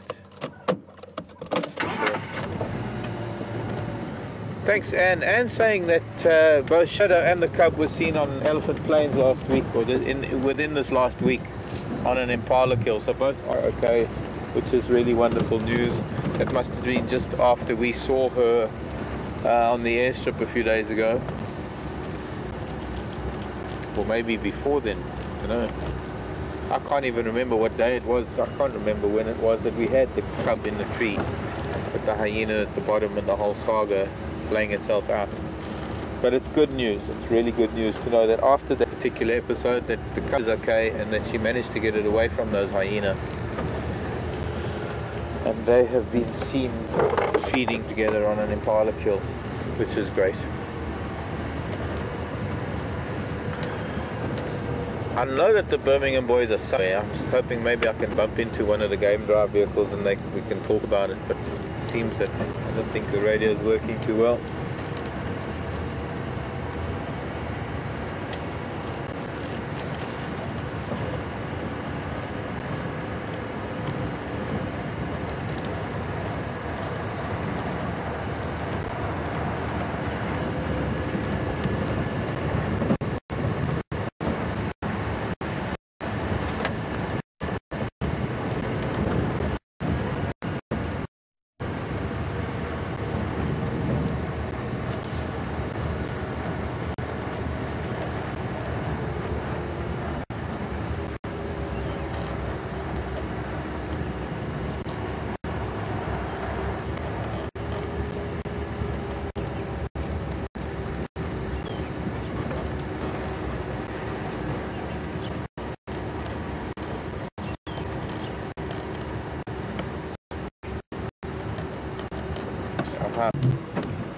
hear a drongo making noise, and there's a Wahlberg sitting here in this tree. The drongo's complaining about it. But to see it, the drongo is actually making a very typical noise of a drongo unhappy with an eagle. I wouldn't translate that because this is a family-friendly show. The dark-faced Wahlbergs, and the drongo has actually been dive bombing it. Best I can do right now. It's unfortunately obscured by a couple of branches, but we are looking into the sun.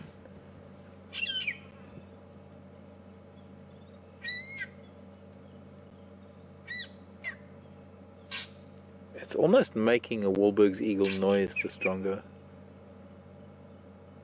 mocking it. Any bird, in fact it's the cheekiest bird alive.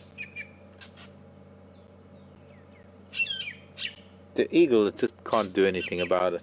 The drongo waits for the eagle to look away, and it knocks it on the back of its head with its talons, with its feet.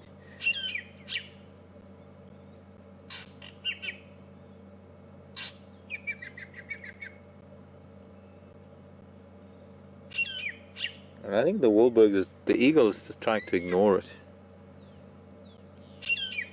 As soon as it flies away, the drongo is going to chase it. The drongo can fly just as fast as the eagle just on takeoff, and it will land on it in mid-flight. It will bomb it in mid-flight.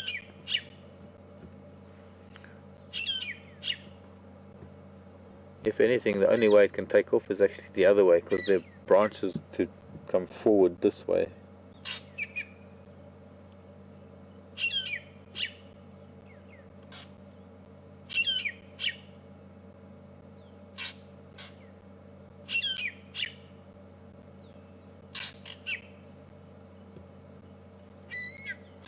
Oh, that looked like it hit home. You got to remember that the fork-tailed drongo's got some fairly decent little claws, but it's also got quite a rapacious beak, and it is quite likely to inflict a little bit of an injury if it strikes home.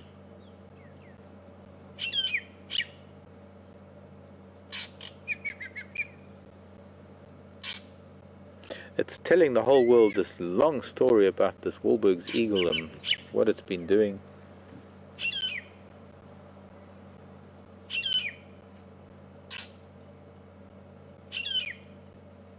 And also just telling the whole world that there's an eagle here.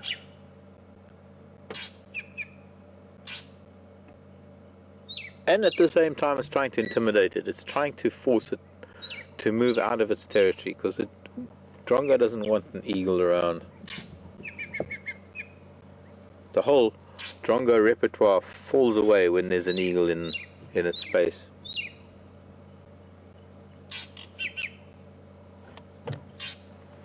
Okay, let's leave these two. I could sit here the rest of the afternoon and watch the two of them.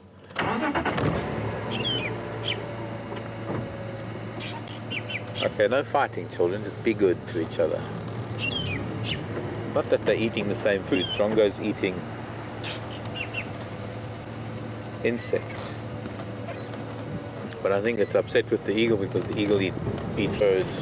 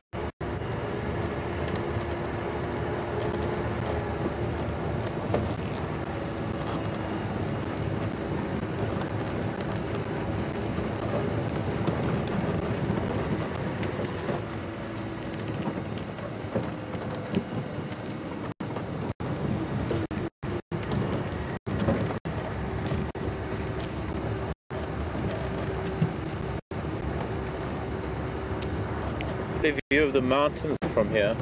Oh, there goes another eagle, bigger. Oh, there goes another eagle. That's bigger. That's a big eagle. Much bigger than the Wahlbergs. Unfortunately, I only saw it as it flew out of this tree, because I was looking at the mountains. The distance.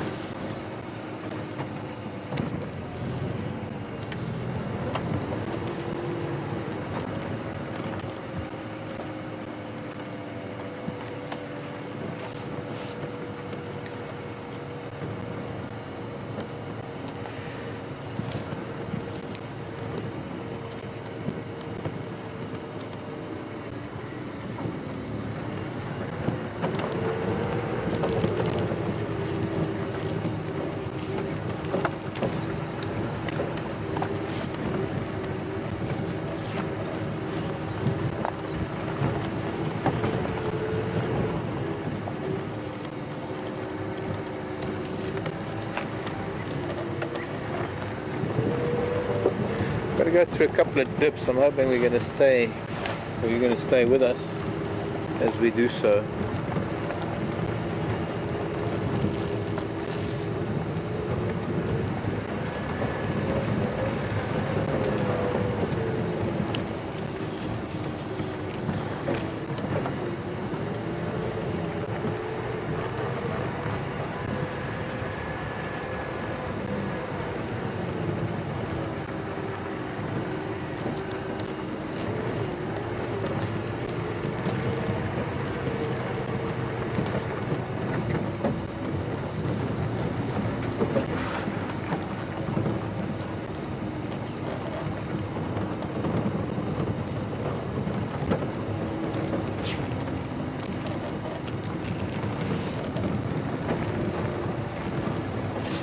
Oh, Claire. Gosh, Claire, you're asking a question that could keep me talking for the rest of the day.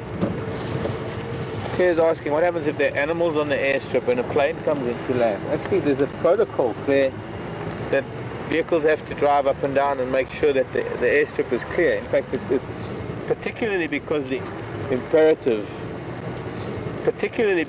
airstrip attracts a lot of animals to the open area, and planes that land early morning, late afternoon are likely to coincide with the times that animals are on the airstrip, and it's important to chase animals off of the airstrip. It's unfortunate that that's necessary. And the other unfortunate thing is that when planes come into land, it's the tendency of animals that are around the airstrip to come out into the open to see what the noise is, even though they might know what the airplane is and what the airplane is likely to do.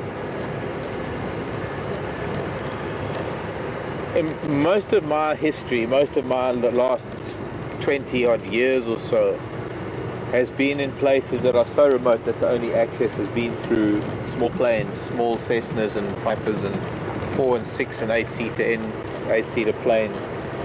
And as a result, I've had extensive experience with planes landing every single day, bringing guests in, bringing suppliers in, and any number of animal, or any type of animal you could think of, I have to chase off of the airstrip. Sometimes quite difficult to do so, because they have this habit of, especially when you're out there and you're trying to do it on foot, because sometimes you can't do it on a vehicle.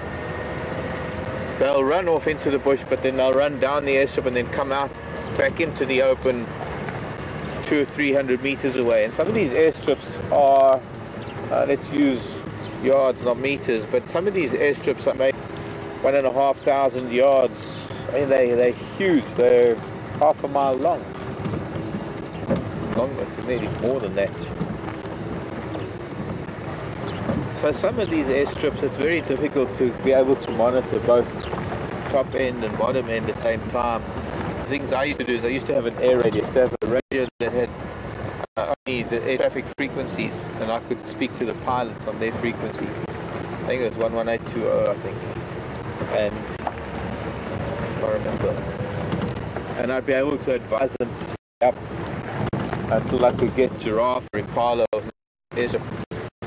One of the most favorite, or rather one of my most memorable and I think airstrip most memorable, but I think airstrip issues,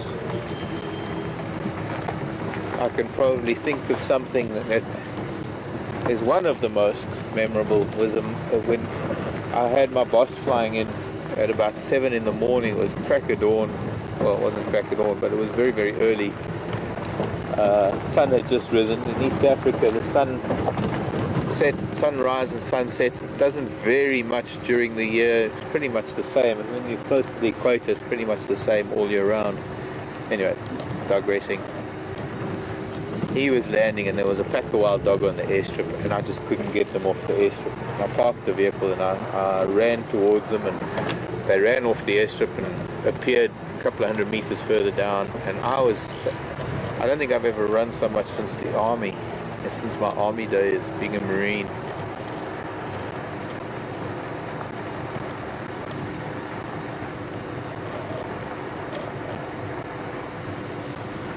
Unfortunately, there have been times when it's impossible to cover that length of the likes of an airstrip entirely, and sometimes there have been aircraft that have sadly struck animals. We've had an airplane that hit a giraffe, an airplane that hit a goose, an impala.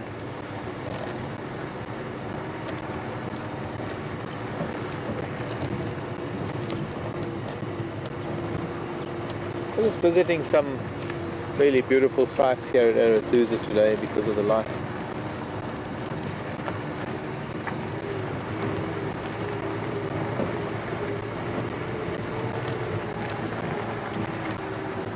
Beautiful light, and this is what guests are missing out on when they're out at 5. This is Arathusa Safari Lodge, everybody. Those of you who haven't seen it, a really beautiful lodge on the edge of a dam.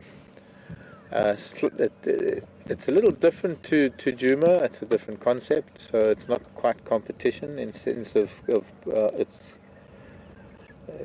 business model, but it's another one of the lodges that is really, really pretty. What we're looking at now, that deck, well, there's the camera actually. Sorry, carry on where you were. That was the bar area we just gone past. There's the camera on that pole. And just to the left of the camera is the sort of lunch and breakfast deck. That's a sort of lunch dining area just next to the camera. And that lovely morning deck that has the sun behind it when they have breakfast, or the buffet is set out. The buffet is set out on the deck, and you go and eat under the thatch. Truly an incredible experience to be at Arathusa and Djuma.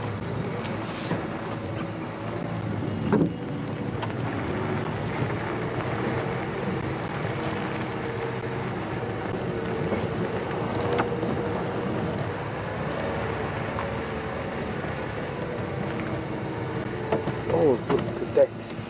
Got to show you this. There's a jacana. We used to have a couple of jacanas at Gowrie Dam, and I don't know when we last did have jacanas, but this is known as the lily trotter, the jacana. I've seen there's another one further on. They're a pair of very pretty birds. I suppose the most intriguing thing about the jacana is the size of its toes in comparison to the size of the bird and its feet. And has exceptionally long toes. It's also known as a lily trotter. It's able to distribute its weight on the floating vegetation, because it is walking right now on floating vegetation.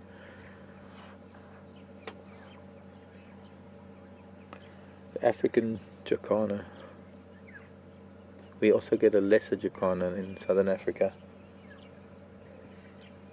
But another very interesting thing about the jacana is its habits, and it is the kind of bird that engages in what we call polyandry.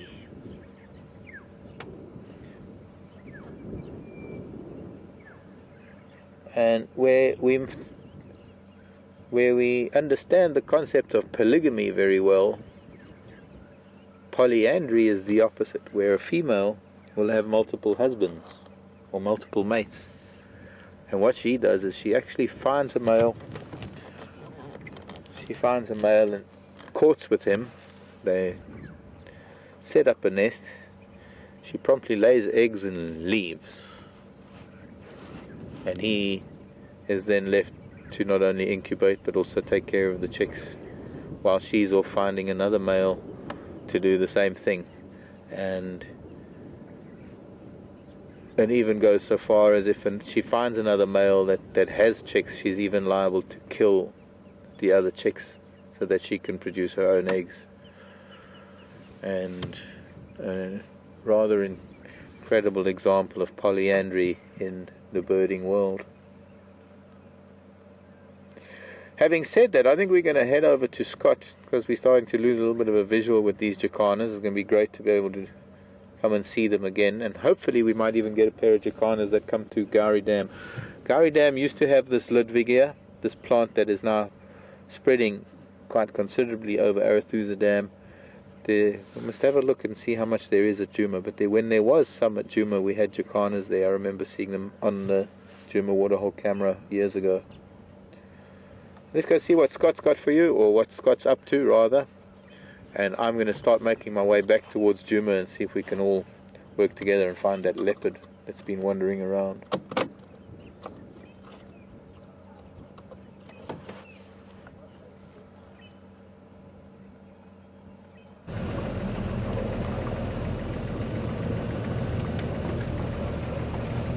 Welcome back. We are still on the hunt for this leopard, and we've done our second loop into this area now. But sadly, I've yet to see any further sign of him. I did check further downstream of where I did see his last tracks.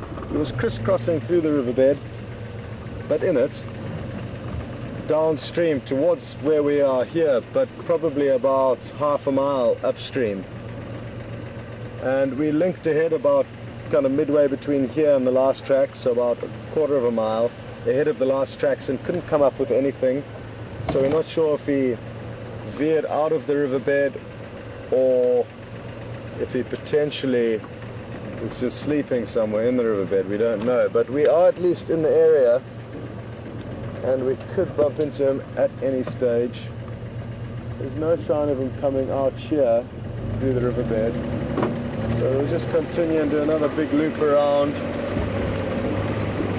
But at least we are in the area. Those tracks were very fresh from some time between the morning and afternoon drive, so we are hot on his heels.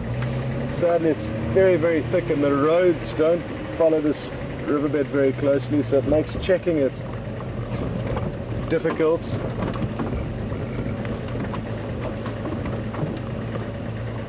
But like I say, we are in the area, so I'm literally poking my head around every corner hoping to see him.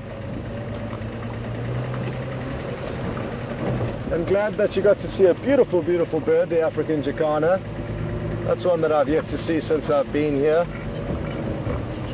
As well as the drongo giving an eagle a bit of a hard time. Always good to see that kind of confrontation going on, because there's such a huge size difference between the two animals.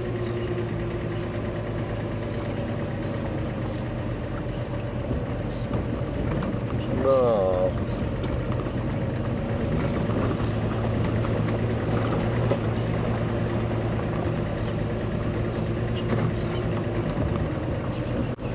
Copy, thanks Alex.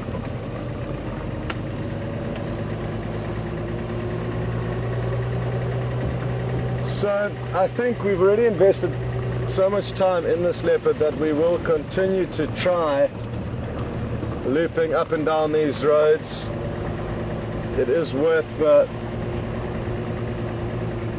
effort, it certainly is, because like I say, the tracks are fresh, and the only way we can increase our chances of finding him is by simply spending more time here. And that is what we shall do, because like I say, I've been saying it for a few days now, I Very, very keen to see a leopard. It's been too long now. I can't even remember when last I saw one. I know some of you may have seen one more recently than me when Mark found Shadow a couple of days back. So you've got your fix. We shall continue our search for this leopard.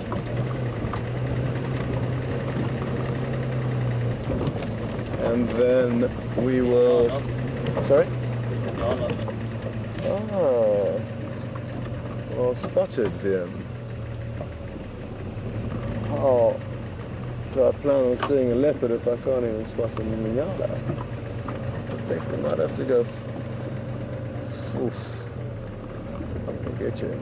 See what we got there.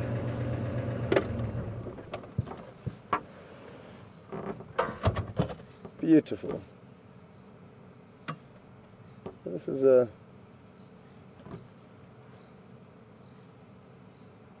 beautiful, beautiful Inyala, spelled N-Y-A-L-A, and it means onion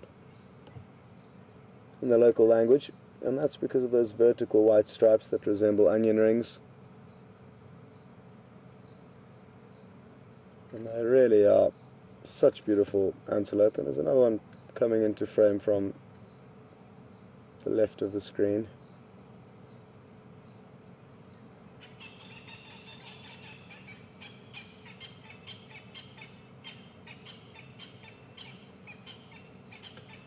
Well, it's times like this when you scan about, then you can sometimes get really lucky and see a leopard in the same picture, and it's only happened to me a handful of times, but it really is exciting when you're sitting watching antelope and then all of a sudden realize that there's a predator nearby busy stalking them.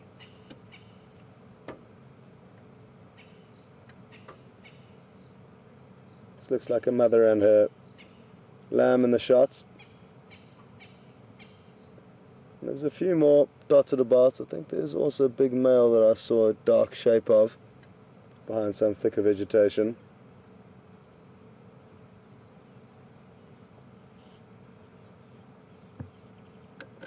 They certainly are very alert, and rightfully so. There's long, long grass around them, as well as a lot of bushes that could aid as cover for a predator that could be stalking them. So they've got those ears twitching from side to side, making sure there's nothing creeping up on them. But we shall continue. This track takes us a little bit further.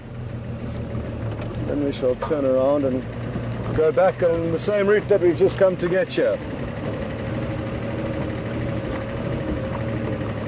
As I'm hoping that he would have continued in a generally southerly direction. Therefore, he should at some stage pop out on one of the roads that we are driving to the south of his last tracks. There's a go-away bird having a serious shout at something over there, so we'll keep that in mind.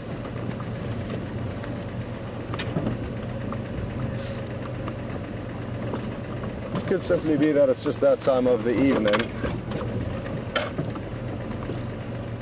that birds like to call. It may not necessarily be an alarm.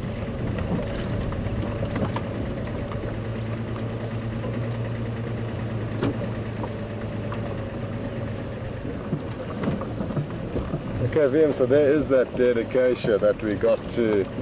We should find this mud wallow where the buffalo were. So we have checked this spot extensively. There was another track that took us from another road quite far from here, also in towards this block. But it got to a point where we could no longer make it through.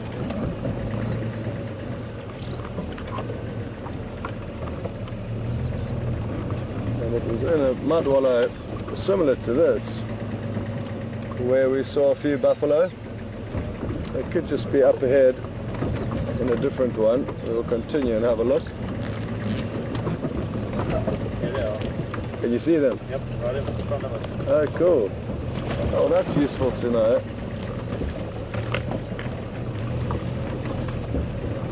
So now, what the scary thing is, folks, is imagine walking here and then all of a sudden that happens. that's when you get a big fright. Now it would be very easy to be walking through here, and when they're lying down you'll be only meters from them before they know you're there, especially if the wind's blowing. They may not hear your approach, and that over there is what you do not want to experience when you are walking on foot. So when myself and Mark do go out on foot, this is, I know I speak for myself, my major concern, and I'm sure Mark as well, especially now in summer that the grass is very long and there's a lot of cover. You can find yourself in trouble very quickly. But thankfully, today, we have not got into any trouble.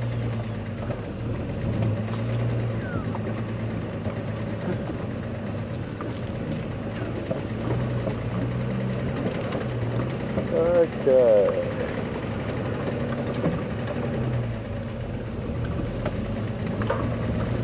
So, like I said, now myself and Vim will, for the third time, drive the same track back towards where we've just come from.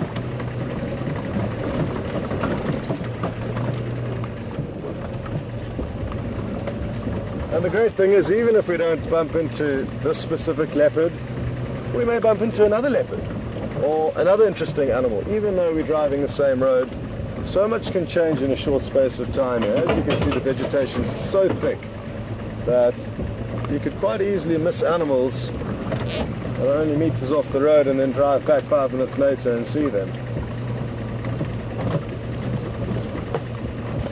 Oh, did I lose the track there? I think I did.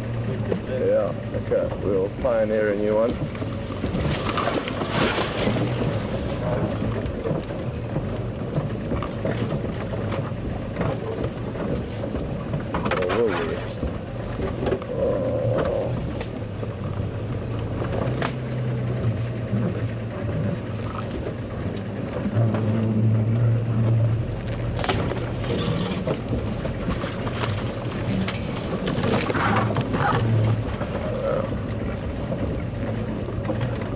Back on track.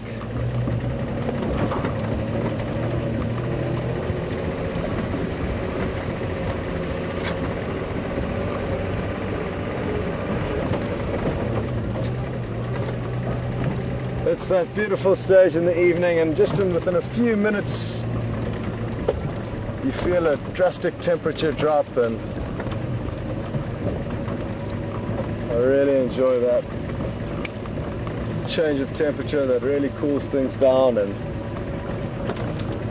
you immediately get triggered to look back towards the west to the sunset, because you know it's going to start producing some beautiful colors now. And maybe Mark's going to be in a position to switch across for a sunset, I'm not sure. Sadly, where we are, we're not going to be able to provide you with many shots, I don't think.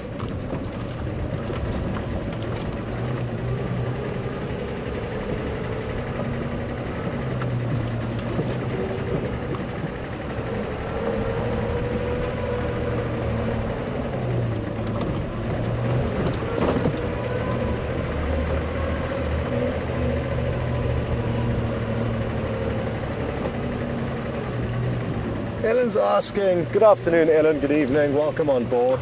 And Ellen has asked what I would do if I came across a buffalo when out on foot. And well, if it ran away, then I'd be lucky, and they often do run away. But if it were to charge me, you've got two options. You can get up a tree or to a point of safety that a buffalo can't get to you. But that all depends on how close it is to you when it starts charging and how close a tree is to you. So ideally there'll be a tree close enough and climbable enough for you to scramble up. Your second option, if you're carrying a rifle, would be to shoot the animal. And that's obviously the last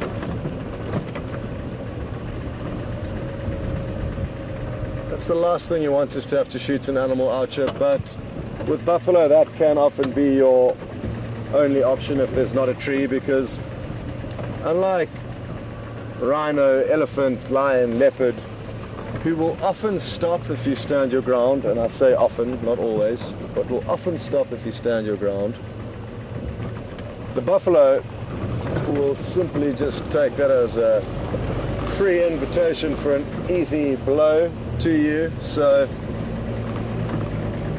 standing your ground and shouting and screaming may help, but in all likelihood it's not going to deter the buffalo from its plans to mow you down. So yeah, which leaves Mark and I with the option of climbing a tree because we don't carry a rifle. So that is what I would need to do.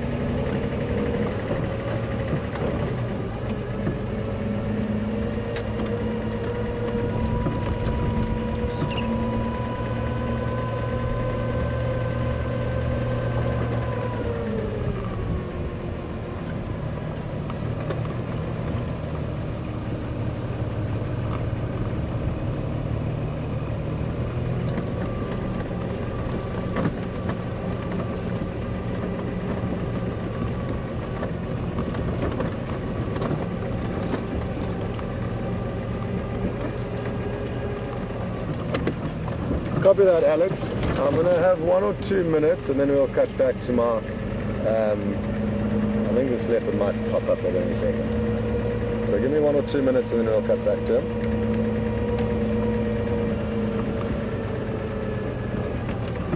So as you would have heard there, folks, I'm feeling lucky. And at any stage now, this leopard is going to pop out.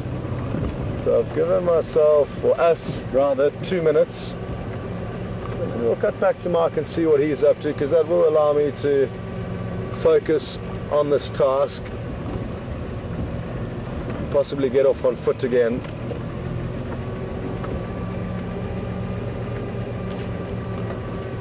Now I'm scanning the trees, the bushes, the road for tracks. Countless places to look, and there's countless hiding places for this animal to hide, but we do find them sometimes, and this afternoon could be no different to the other times we get lucky.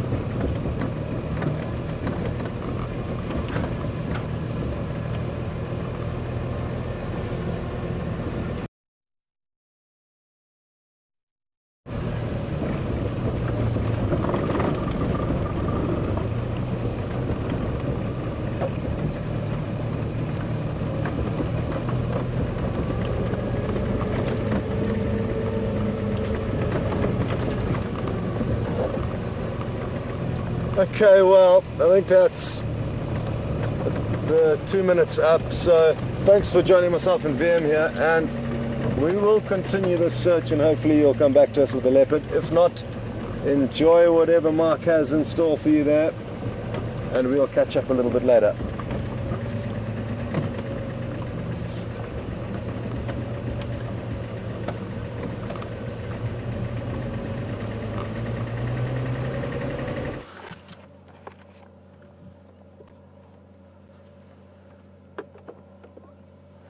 Welcome back. Thought I'd show you a sunset.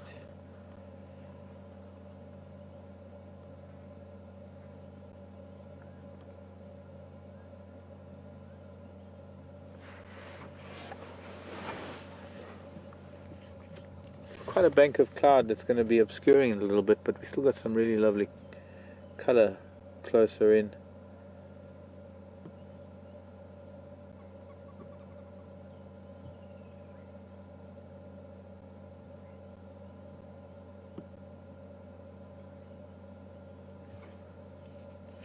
Anybody's got a Susan or a Samuel or a Sean or anybody with an S, there is, actually, you know what, it says us. Sunset is for us. Zoom a little bit out, get the side of the U. No, there's no side of the U. It's gone now. Okay, sunset. We're heading back towards Djuma because I still want to look for something on the way back this evening.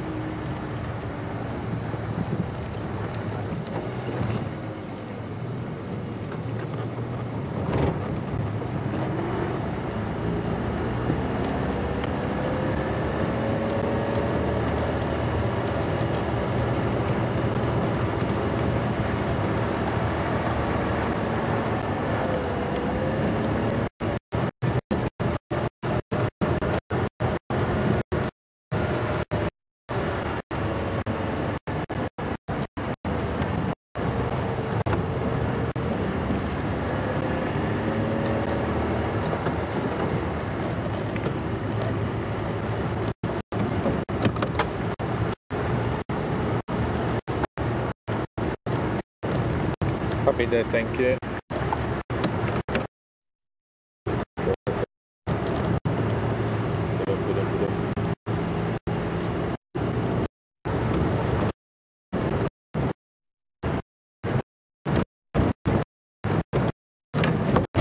Alex, more or less where Scott is at the moment, please.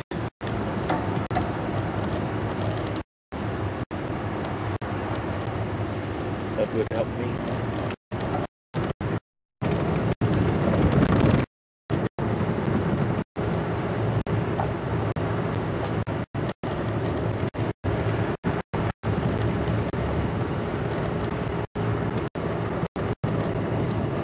Okay, copy that, thanks.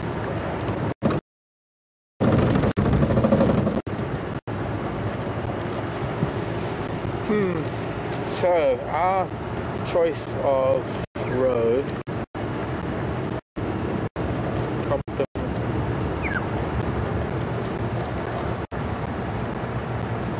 goodbye.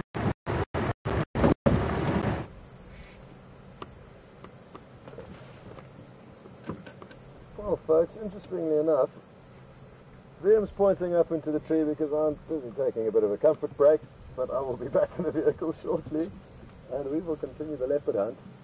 We stopped for a comfort break, but also a good opportunity just to listen to any potential alarm calls, of which we didn't hear anything. It's dead quiet other than the cicadas.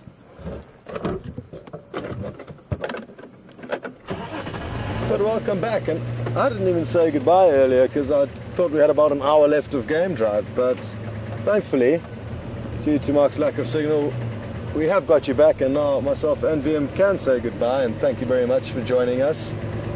But it's not over yet.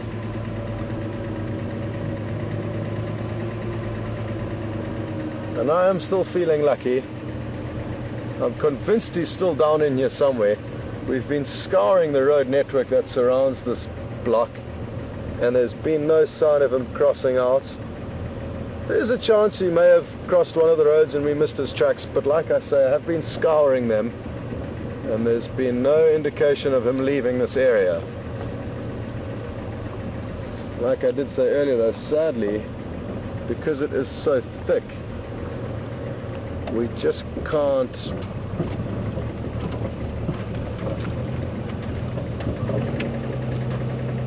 get access to check. Even now I've tried to go down towards the riverbed and realise there's a no-go there, but I'm going to try and loop around one more spot. Let's see if we don't get lucky.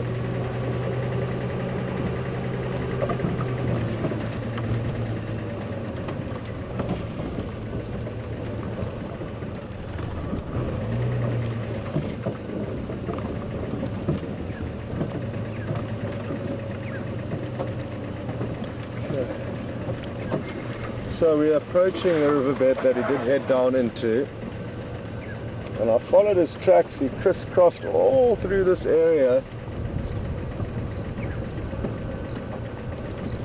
and the last tracks I had of him were down to our left, but still heading down this drainage line that you cannot see, but it's marked by a line of very big trees. I imagine we just find him lying right here where he would have been the whole afternoon. It's possible.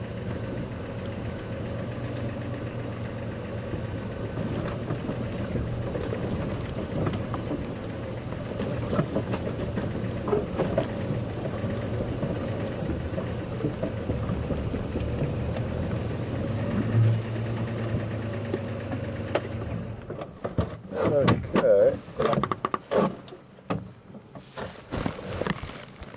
Excuse me for a second, I'm just going to check if this tracks don't come down here, which I'm guessing they will.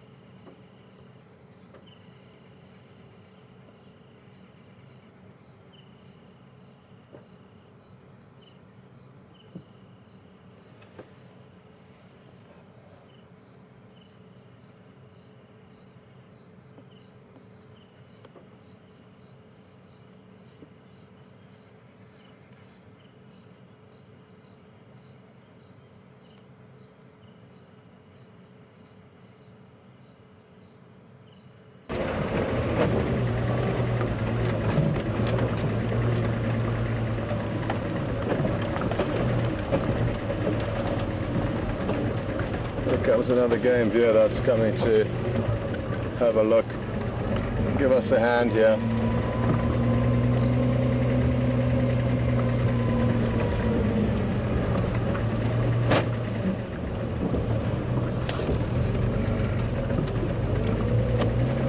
Andrew, I've just checked again, as tracks appear to cut out of this drainage line in a southerly direction, about 100 meters down from the crossing itself.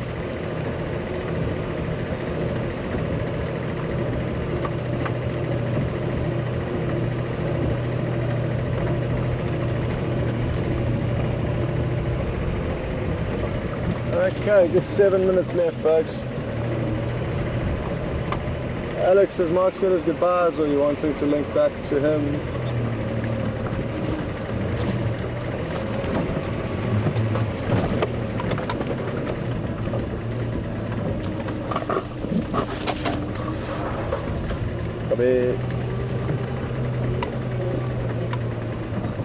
We'll give it a couple minutes here and then a couple minutes for him to sign off.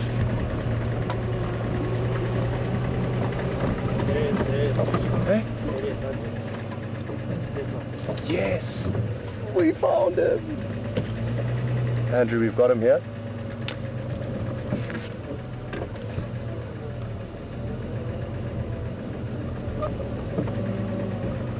Well spotted, VM. You are the best cameraman on the planet. Okay, just bear with us, folks. He would have been looking at me when I was walking on foot there.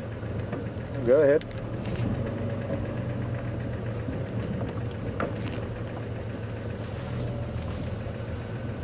Sorry, go again there. Affirmative.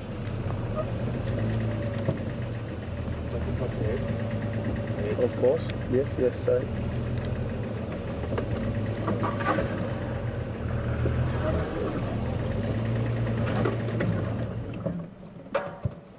I'm guessing this is quarantine mail, judging from his relaxed response to us. If it was Kunyuma, I think he would have been less hospitable. And hasn't all of our hard work paid off? Mark initially finding these tracks, and without that, we would have been nowhere. So, well done to Mark for finding those tracks. And I just can't believe with just a few minutes left, we have once again hit the jackpot.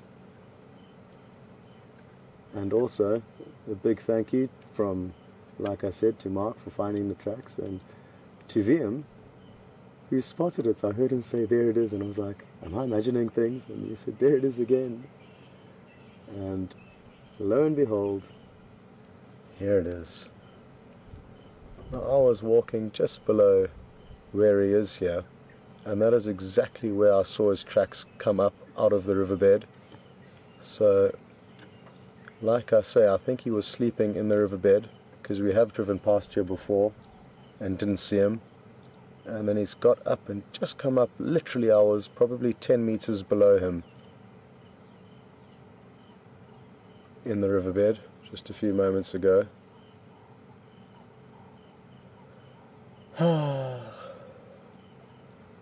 It is one of my favorite things to do, tracking these animals, and we don't often find them after spending hours and hours looking for them. So when we do, it really is the most awesome feeling.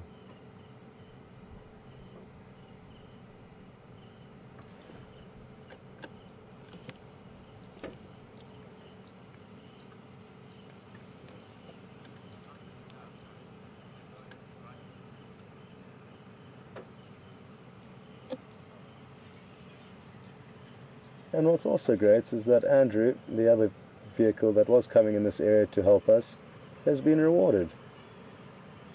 Because if he hadn't have come to help us, he wouldn't have been in the area, and in all likelihood wouldn't have been able to respond to the sighting. So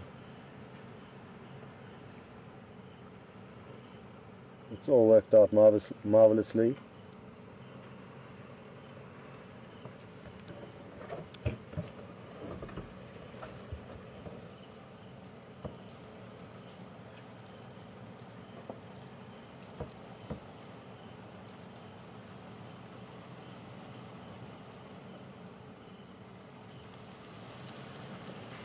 Well, my leopard craving has now been fixed, and it's an extra special fix, like I say.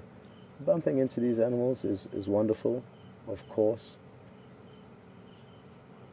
But having spent the whole afternoon looking for him, well, not the whole afternoon, but a good portion of it looking for him, fine-tuning where he could be, and then eventually getting lucky, really has made this so much sweeter. And for all of you, the viewers, who have hung on and waited patiently, I hope you think it was worth it.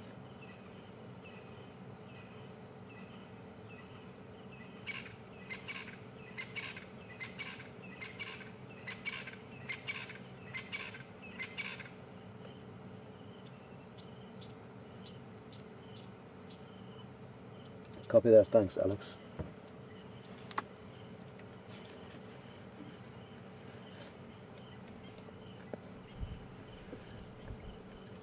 Hard to tell whether he's full-bellied, but what I have noticed is he is panting quite deeply, considering how cool it is, so he may well have finished off a kill this morning, and then midday come in search of a cool area with water to drink after feeding, and then been relaxing here all day.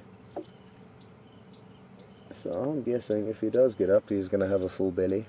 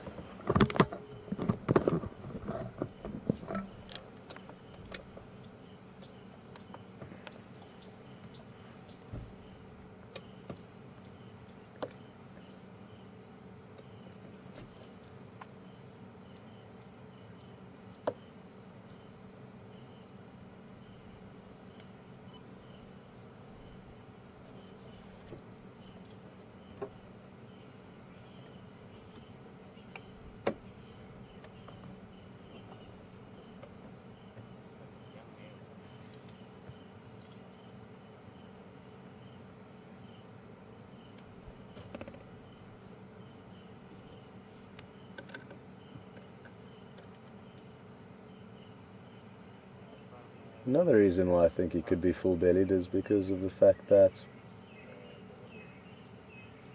he isn't up and moving at the moment. If he was hungry, I think he could well be on the move already, but this is just speculation. I'm not entirely sure. And then as I say that, he gets up. So beautiful, here he is on the move. He's coming right up to us. Ooh.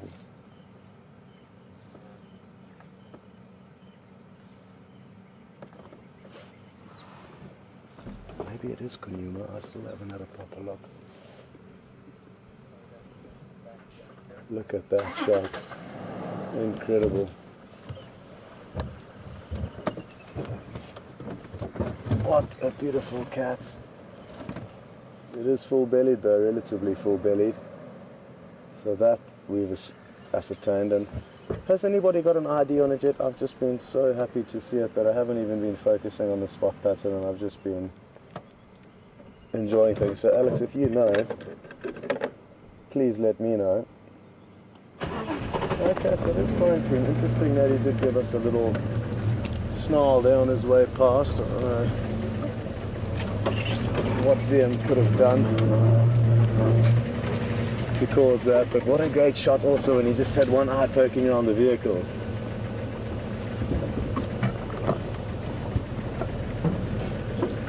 And we will just run a few minutes over time, folks. I know there's no potential prey up ahead here for him.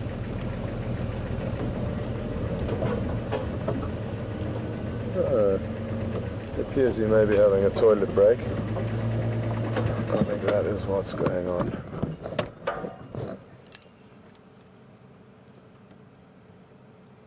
But when he finishes with that, he may well head back towards us, which will give us a great view, and even if he continues that way, this is going to be magical. Oh, perhaps a little drink. The best spot is directly across from us, and we may just get a cracking view of him drinking. I'm guessing he's already drunk a fair share though, because he has been in a riverbed, but who knows, maybe he wants some more. And there's a little sandy patch just across from us. Oh, that's buffalo.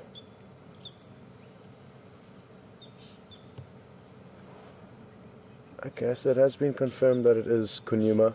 Apologies for the mix and match and unknown as to who it is. But it is Kunyuma, so that explains the snarl that we would have heard. Look at how beautiful this is, folks. I mean, you don't get better than this. You really don't. A beautiful leopard heading off into the shadows. And he has headed towards what I thought was buffalo making a noise, but I'm just going to loop ahead of this whole situation and see what happens. But something I heard crashing off in the bushes, it sounded like quite a loud thump to me. I don't know, VM, what do you think that could have been? Did you hear that? Oh, the headphones obviously would have prevented that. Okay, well, we can go and have a look and see what it is.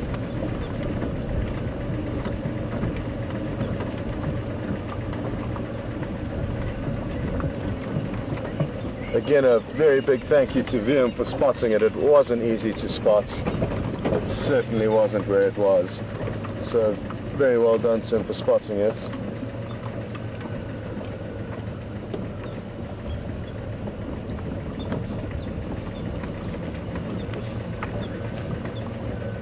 Now, what I'm hoping to achieve here, folks, is by looping ahead, we may see what it is that made that noise, and also that if he does continue,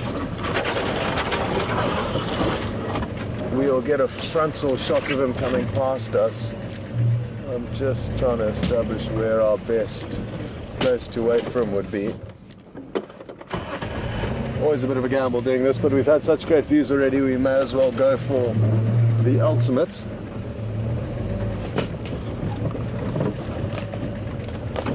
And we've got nothing to worry about because we know VM will certainly spot it wherever it is. With a tight squeeze.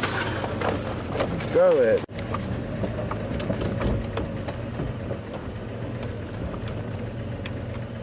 Okay, make your way.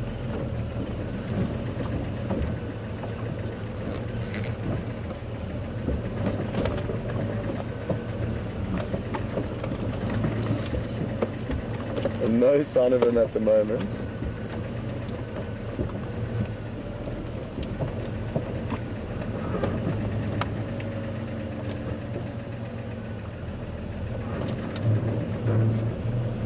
Okay, copy, thanks.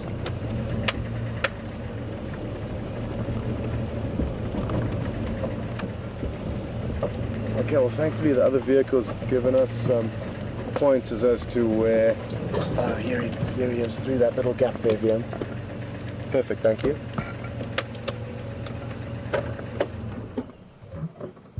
Okay, so not ideal, but he is through that gap there, so we have got fairly lucky, and he may continue towards us.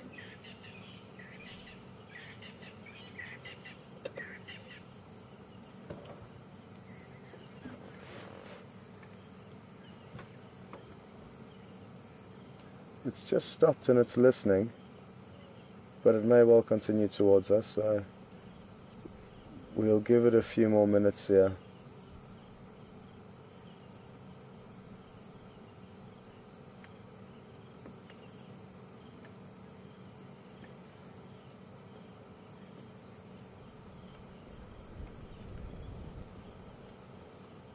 What will his next move be?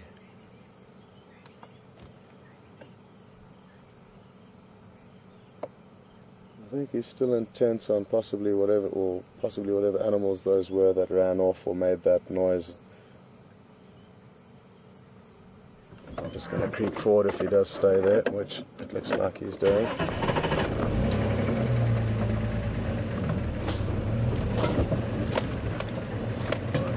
he going to give us any of a better view? Probably not, Avian.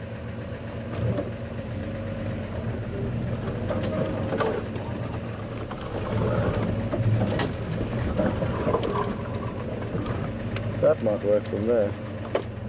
No, eat too hard. Okay.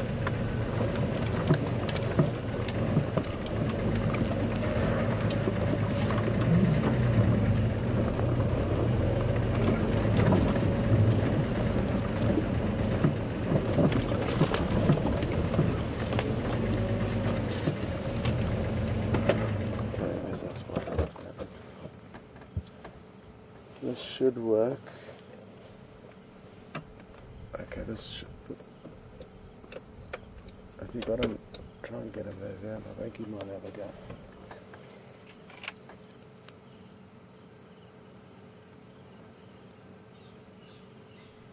Oh, no.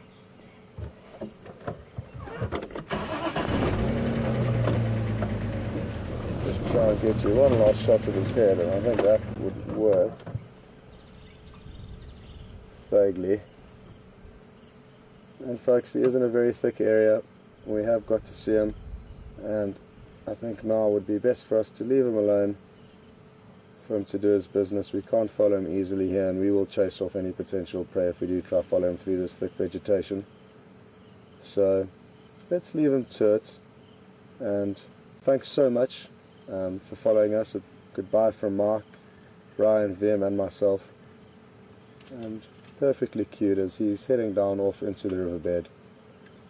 So